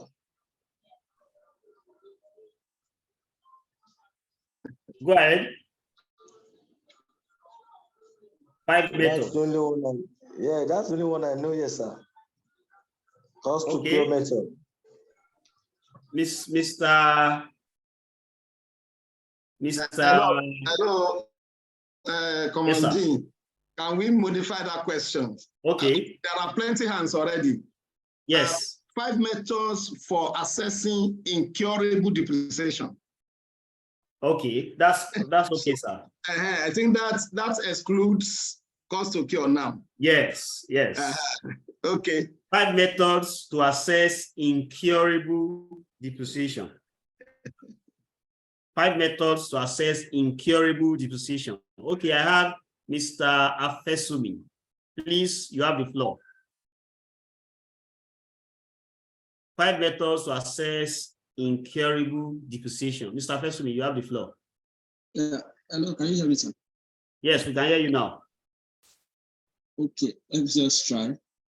I think we have the straight line method. We have the sum of year digits. Sum of year digits, yes. We have the reducing balance method. Okay. And we also have the, I think, hour rate method. Okay. All right, thank you very much. Mrs. Bankole, your hand is up. Did you agree totally with him, or you want to make some adjustment or addition? I want to make addition to what you have said. Okay, go ahead. We have the machine hour rate method. Okay. We have the insurance policy method. We have the reducing balance method. and double declining balance method, then sum of year digits. Okay. Thank you very much. Okay, Madam from Abuja. Okay, sir. In addition to what they have said about the methods, there's another method. There are other methods like annuity method, then annual sinking fund method. There are so many methods. Then a double line stretch method. I think those ones are in addition with what they have said already. All right, thank you everybody that have contributed to this. Let's go to the panel. Okay, thank you. I think most of the methods have been mentioned. Nobody mentioned age life, however, and that's a method that's very, very important for us to mention.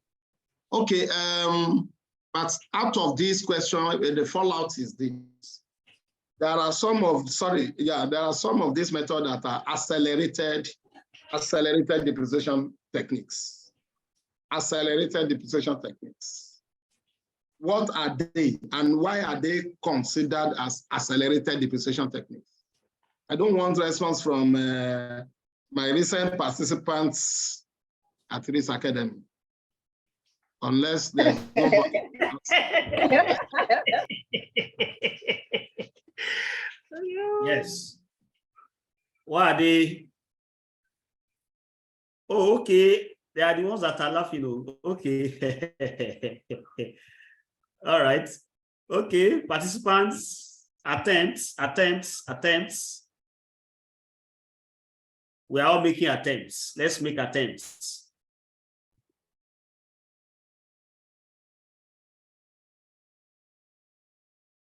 Okay. If we have challenges attempting, let others come in then. Okay. Recent participants in, okay, Mr. Eze, Mr. Nze. Even though Nze is equally Risk Academy, but it's an old participant. Let him go ahead. Okay. Good alumnus. Yes. All right, go ahead, please. Accelerated depreciation techniques. Let me try. I think some of us did it, and double declining balance, I think. I think the question is, why are they regarded as accelerated methods? Oh, okay. It recognizes the how do I put it? The higher depreciation expense during the early life of the, I think, how do I put this? Okay, that's good. That's fair enough. Okay. Some of yours digit reducing balance or declining balance, double reducing balance or declining balance, or double declining balance. They are accelerated depreciation techniques. And it's because they charge depreciation higher at the early age of the asset or the plants. When the plant is new, the depreciation will be higher. As the plant is growing older, the depreciation tends to reduce. So it's the higher depreciation is at the early stage, and it reduces with age, the asset. Thank you, so that we can move forward. Okay, that's let's continue, please. Thank you so much, sir. Ms. Medina, let's go to the next question. The next question, identify the 3 types of obsolescence commonly encountered in plant and machinery valuation. Identify the 3 types of obsolescence commonly encountered in plant and machinery valuation. Common obsolescence in plant and machinery valuation. Common obsolescence encountered in plant and machinery valuation. Participants, try. Okay, I have Mrs. Osagi. These are recent participants. All of you know. Except Oga permits. Okay, I can take. Let me take Yeljamechi. Yeljamechi, old alumnus. Go ahead, please. Yes, sir. So we have the functional obsolescence, technological obsolescence, and economic obsolescence, I think. All right, thank you very much. Then let me take Mrs. ESV, Mrs. Busayo Adegoye. Please, you have the floor, ma'am. Thank you, sir. We have the physical obsolescence, we have the functional obsolescence, and the technological obsolescence. Thank you very much. Thank you very much. Mrs. Osage and Mrs. Adebisi Bankole, do you disagree? If not, we move on, we go to the panel. Do you disagree with them? No. No? Yes or no? No. Okay, let's go to the panel. Thank you. Okay, thanks so much. I think the first attempt is correct. The second attempt rather modeled obsolescence in land and building with obsolescence in plant and machinery. There is no physical obsolescence in plant and machinery. We only have it in land and building. Rather, we have functional, we have technological, and we have economic. Okay. We have economic. Thank you very much, sir. Because of time, let's move on. I would have asked some questions, but let's move on. The next question. Yes. State the methods of valuation for plant and machinery. State the methods of valuation for plant and machinery. Thank you. Participants, what are the methods of valuation for plants and machinery? What are the methods of valuation for plants and machinery? What are the methods of valuation for plant and machinery? Where are the hands? Let's have the hands.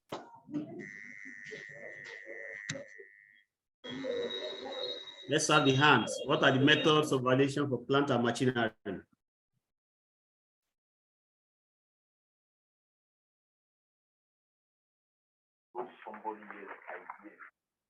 Methods of valuation for plants and machinery.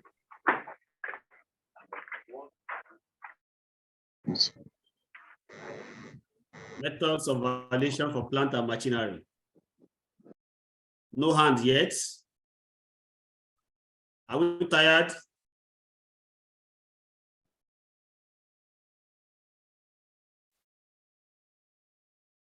No hand yet. Are we tired? Are we still together? There is hand already. Daniel Etiefe. Okay, Daniel Etiefe. Please go ahead. You have the floor.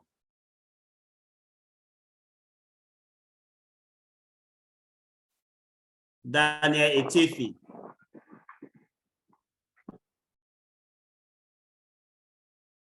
Okay, there is Issa Nuruddin on the comment section. Said investment and DRC. It's just one method. Okay. Daniel Etiefe, can you hear me? Okay, Amechi, please go ahead.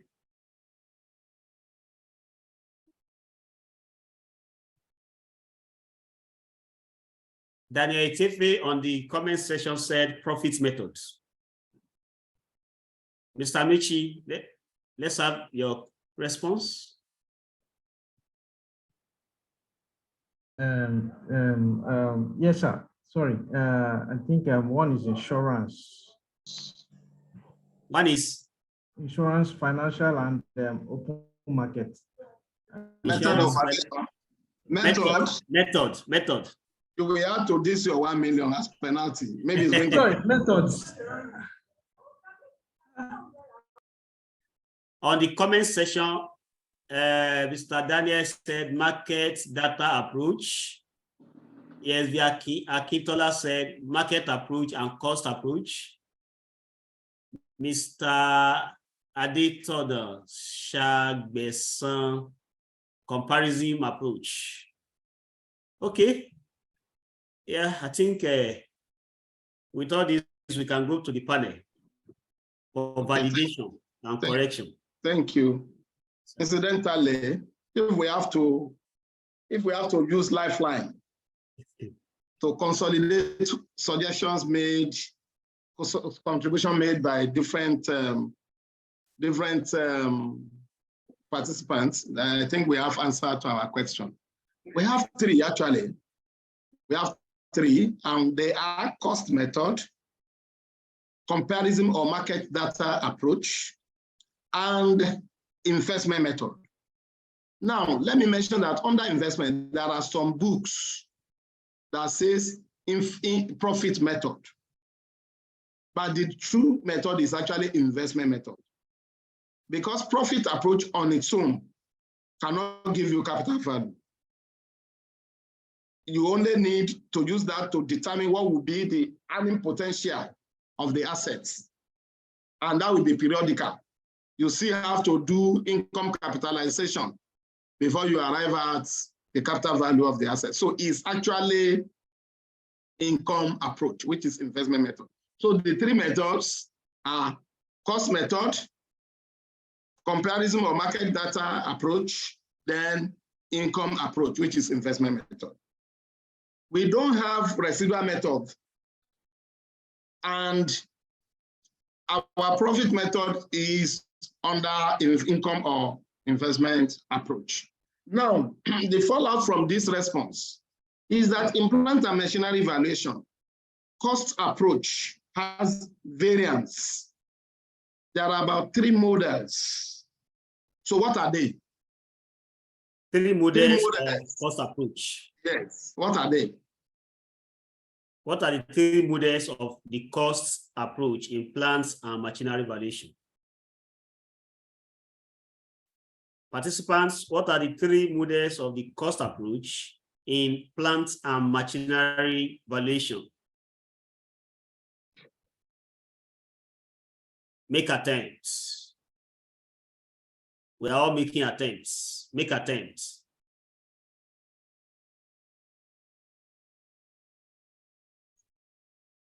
What are the 3 models of cost approach in plants and machinery valuation? Where are the hands? Where are the hands?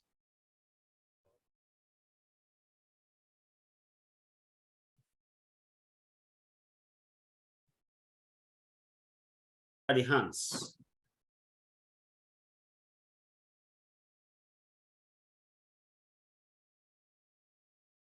Okay, I have at the comment section, Issa Nuruddin said gross current replacement cost, net current replacement cost, depreciation replacement cost.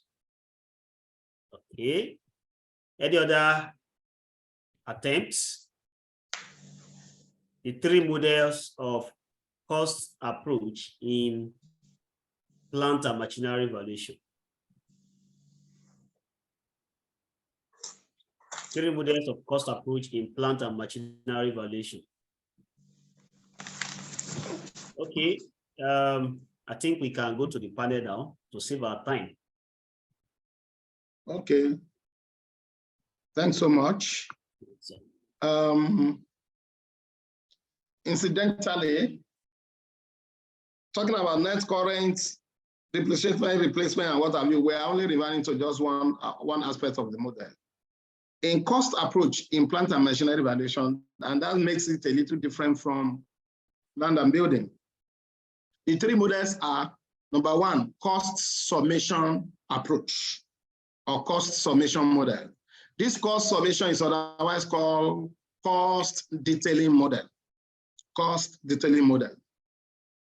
The second approach is called cost trending or indexing.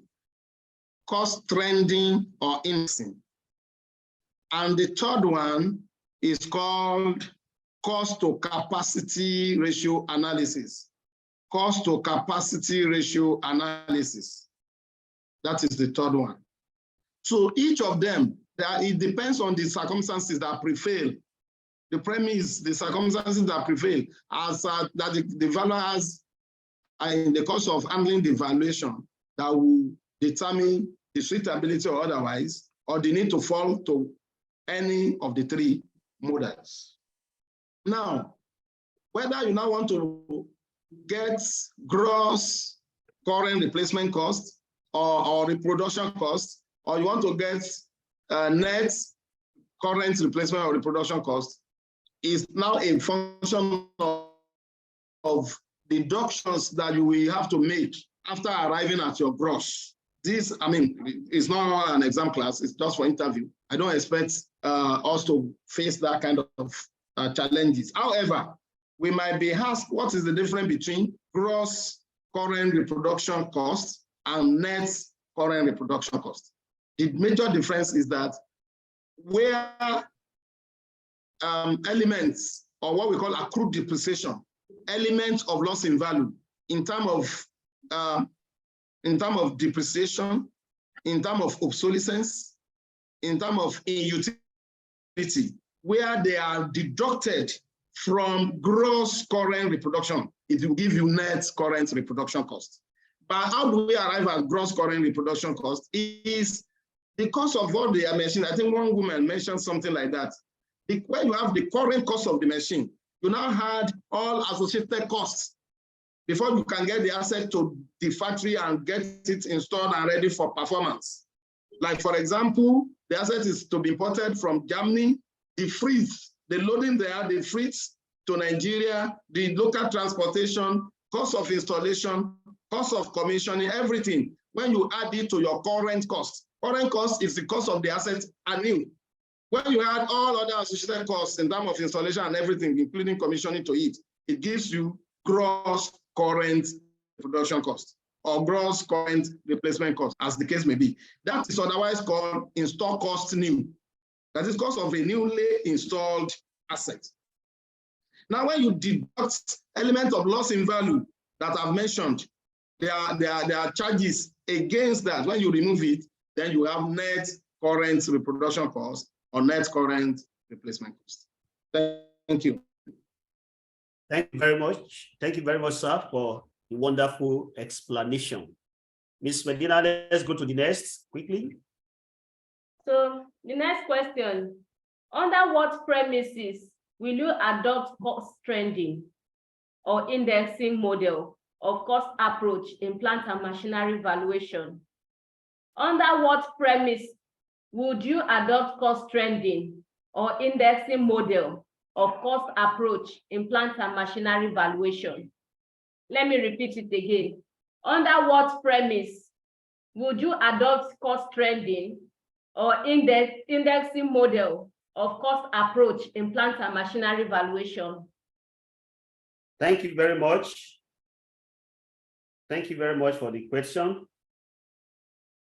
The premise for adopting cost trending or indexing model in cost approach in plant and machinery valuation. What is the premise? The premise for adopting cost trending and or indexing model. Cost trending or indexing model. Participants, let's try. Yes, where is that hand? Okay, Mr. Shibuade, are you still here with us? Mr. Shibuade, Ms. Udoka, Olatunji Oluwaseun, where are they?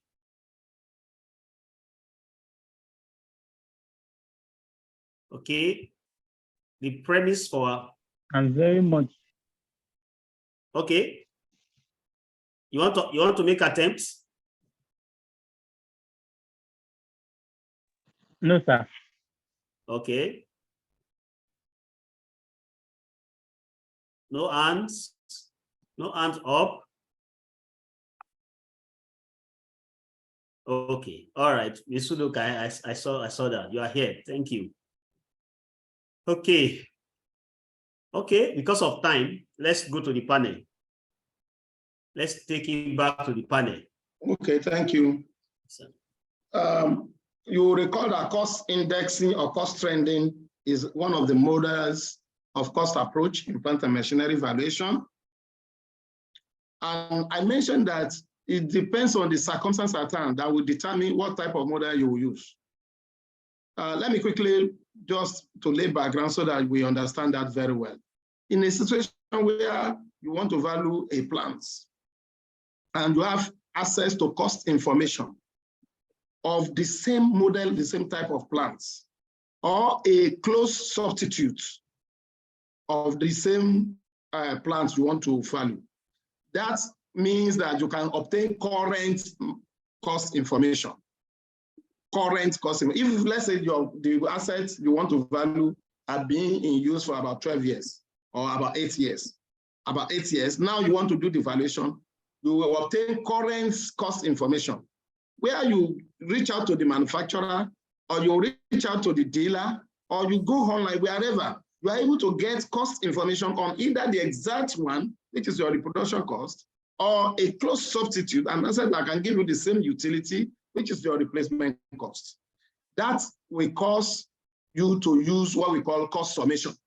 You just continue to do your summation because you have access to current costs without any, you don't require any further analysis to obtain current costs. But in a situation where you get to the market and they say, sorry, this asset, the one you are talking about is fed up, we don't have it anymore. The one we have is of higher capacity. The utility in Canada is more than what the model you want to value. That will cost us, in that situation, you have current cost information, which will be in form of replacement cost, but again, is of higher capacity. Then you will use what we call cost to capacity ratio analysis. But where you have gotten to markets, they say, oh, this one we don't have. In fact, the technology is already fade off. It has been winded up. We don't have that asset at all. We don't even have any asset of close substitutes. It's a situation where you have no choice other than to fall back to historic costs of the assets 8 years ago when it was purchased. Whereas for your valuation, you don't use historic costs. What you need to use is current costs. So that will now require that from historic cost, you will trend. That's what we call cost trending. Or you do indexing to bring it to current costs. What that means is that assuming these assets were still to be in the economy where it was produced and sold, let's say in US or in UK or wherever, giving inflation trend in that location, in the applicable index, cost index for the type of basket of goods that asset fall into, what will that asset be or plant will be going for now? It's not more available in the market. They don't produce it. But you're not working within the premise of the economy, what the economy dictates in terms of inflation trend or rates, or in that which will convert to index, or if the price index exists. So if this asset bought 8 years ago at X Naira is to still be in the economy today, given the performance of the economy, the economic indices, the index you have obtained, what will be the current cost of it? You are trending. That's what we call cost trending. That's what we call cost indexing. Applying either inflation trend or inflation or cost index, so that you bring the historic cost to current cost. So the premise of using it is where there's no current cost information at all on the asset itself, or on the similar, on the substitute, or on any other asset of even different capacity, where the technology is no more in vogue. Then you will go back to current cost and bring it, you fall back to historic cost and bring it to current cost, applying cost index or inflation rate, as the case may be. That is the premise. Thank you. Thank you very much, sir. Now we quickly go to the next question. Sir, the last question. Okay, on plant and machinery. Yes, sir. Okay. State any 5 pieces of information of items of plants and equipment that an inventory compilation should contain for valuation. State any 5 pieces of information of items of plant and equipment that an inventory compilation should contain for valuation. State any 5 pieces of information of items of plant and equipment that an inventory compilation should contain for valuation. Okay, 5 pieces of items of plant and equipment that an inventory should contain. Okay.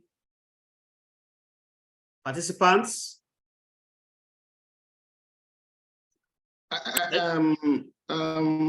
Yes, we come in. Yes, sir.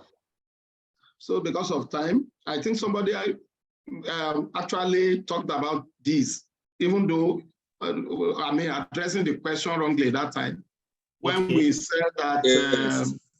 Yes. When I did. Oh, you did. Okay, thank you. So Yes. talk now quickly. This is the time to now tell us what you tried to say that time.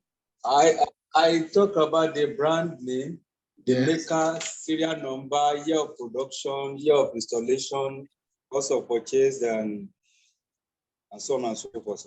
Okay, that's good enough. So that we don't waste time. You have the model number, the serial number, the brand name, the age or date of installation.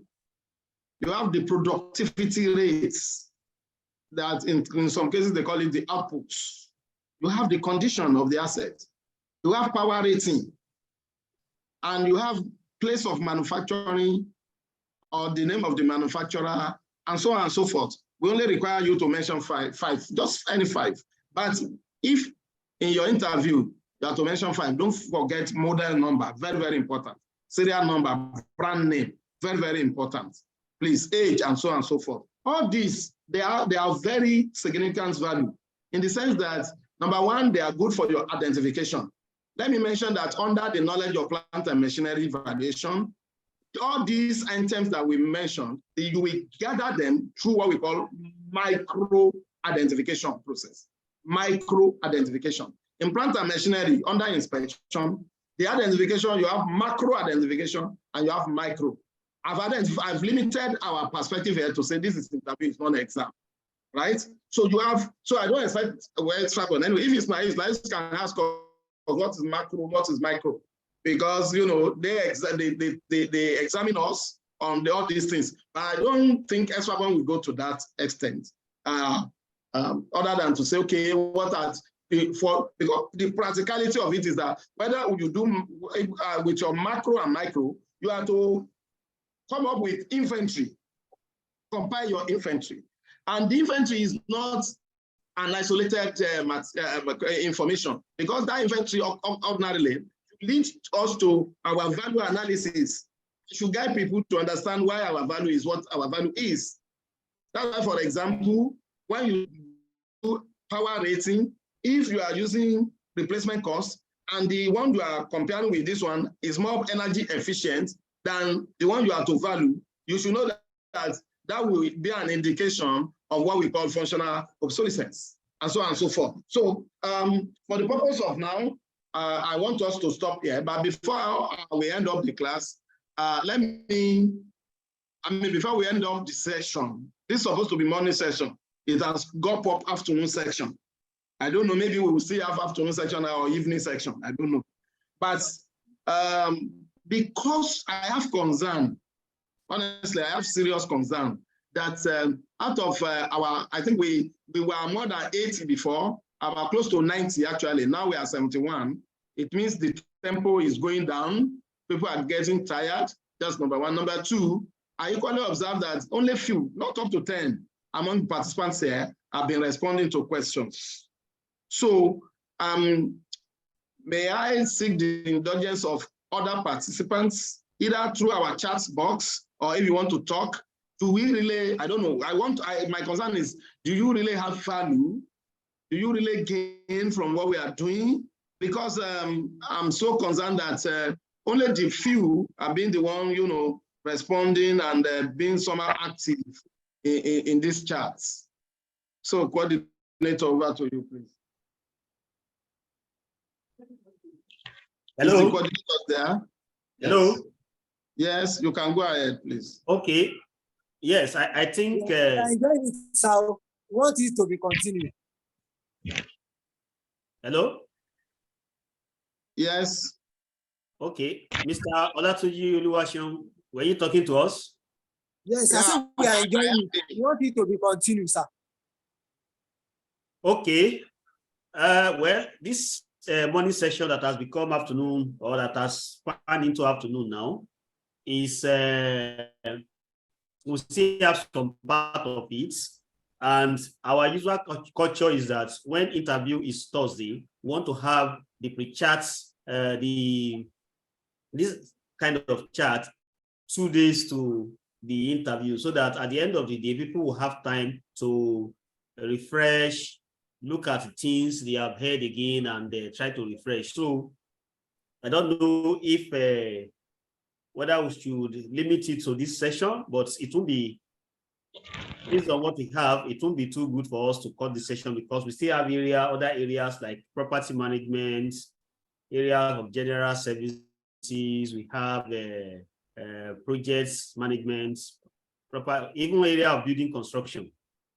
Okay, and again, I also want to note that if we say, oh, let's continue, and we are getting tired, the benefit we are going to derive from it may now be, we will not really get much from it. So I don't know. I don't see serious concern, although we are learning from this. All of us are learning from this. So I don't know. Is it director of studies, sir? Do we take a part of this to tomorrow? No, what I will suggest we go for a break and reconverge. Now, this break time, instead of 30 minutes, we might have course to make it 1 hour. Let people eat, refresh, and come back. Then we now try as much as possible to ensure that the remaining section will be as brief as possible, so that we can take advantage of all the areas we want to cover within maximum of next 2 hours maximum. So let's have break. Our break originally is supposed to be 30 minutes. Maybe we make it 1 hour. People can eat, can relax. Whoever wants to go and pray can go and pray. Then we now reconverge after 1 hour. Okay. And then again, I will appreciate for us to hear from others within this participant here. Yeah, I believe we have been adding value, but it's equally important because it's of concern to me, as I said earlier, that reactions, comments are being from just limited view. Okay, so instead of asking people to start talking, you can put up chats. Just let's know your mind. Let's know whether it's worth the why, and whether we should continue or not. I have Mr.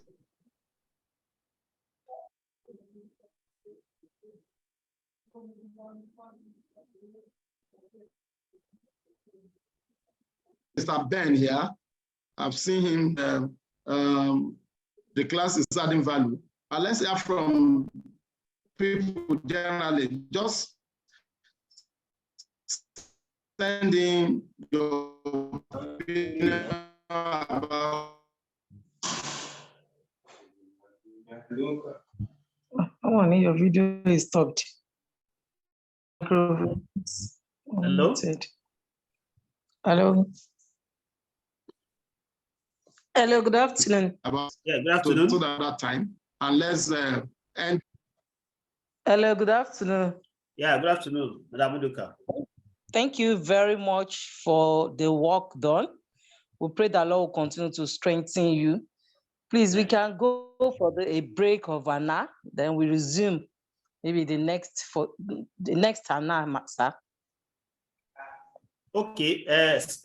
Thank you very much, everybody, for the feedback. But before we go on break, Miss Medina, how many for this session? How many areas have we not covered? Yeah.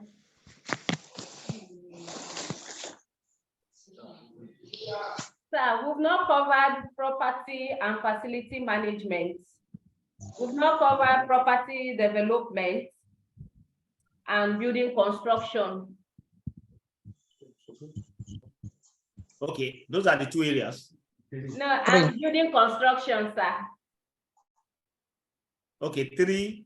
Yes, sir. Okay, we have another place. That okay, general area. Those ones will not be okay. Let's proceed on break so that we can refresh, we eat, walk around. We have been sitting down so that we come back, just like the director of studies just said. We'll cover all the areas, but when we come back from the break, we'll try as much as possible to be faster, so that we can. This is like a crash program, and we want as much as possible. We want people to get the benefits, and we are very sure, very sure that it will be very useful in your interview. So, shall we? We'll come back by 3:45, because by 4:45 it will be 1 hour break. Sir. Okay. Sir. Yes, Medina, go ahead. I would suggest that we start 3:30. We'll come back 3:30. Okay, that would give a break of 45 minutes. Yes, sir. So that we'll be able to cover it up, and people that want to go to their respective places will be able to get to time. And it's raining here too. That's okay. 45 minutes break is okay. At least we would be able to refresh ourselves. Thank you very much, everybody. So we'll reconvene by 4 o'clock. Sorry, by 3:30. It's okay, sir. Thank you very much, sir. Thank you so much, everybody. We're very grateful, sir. Yeah. Very grateful. Thanks so much, sir. Thank you, Madam Mejiu. And thank you again. Thank you again. Thank God, sir. Thank God, sir. Kudos to you.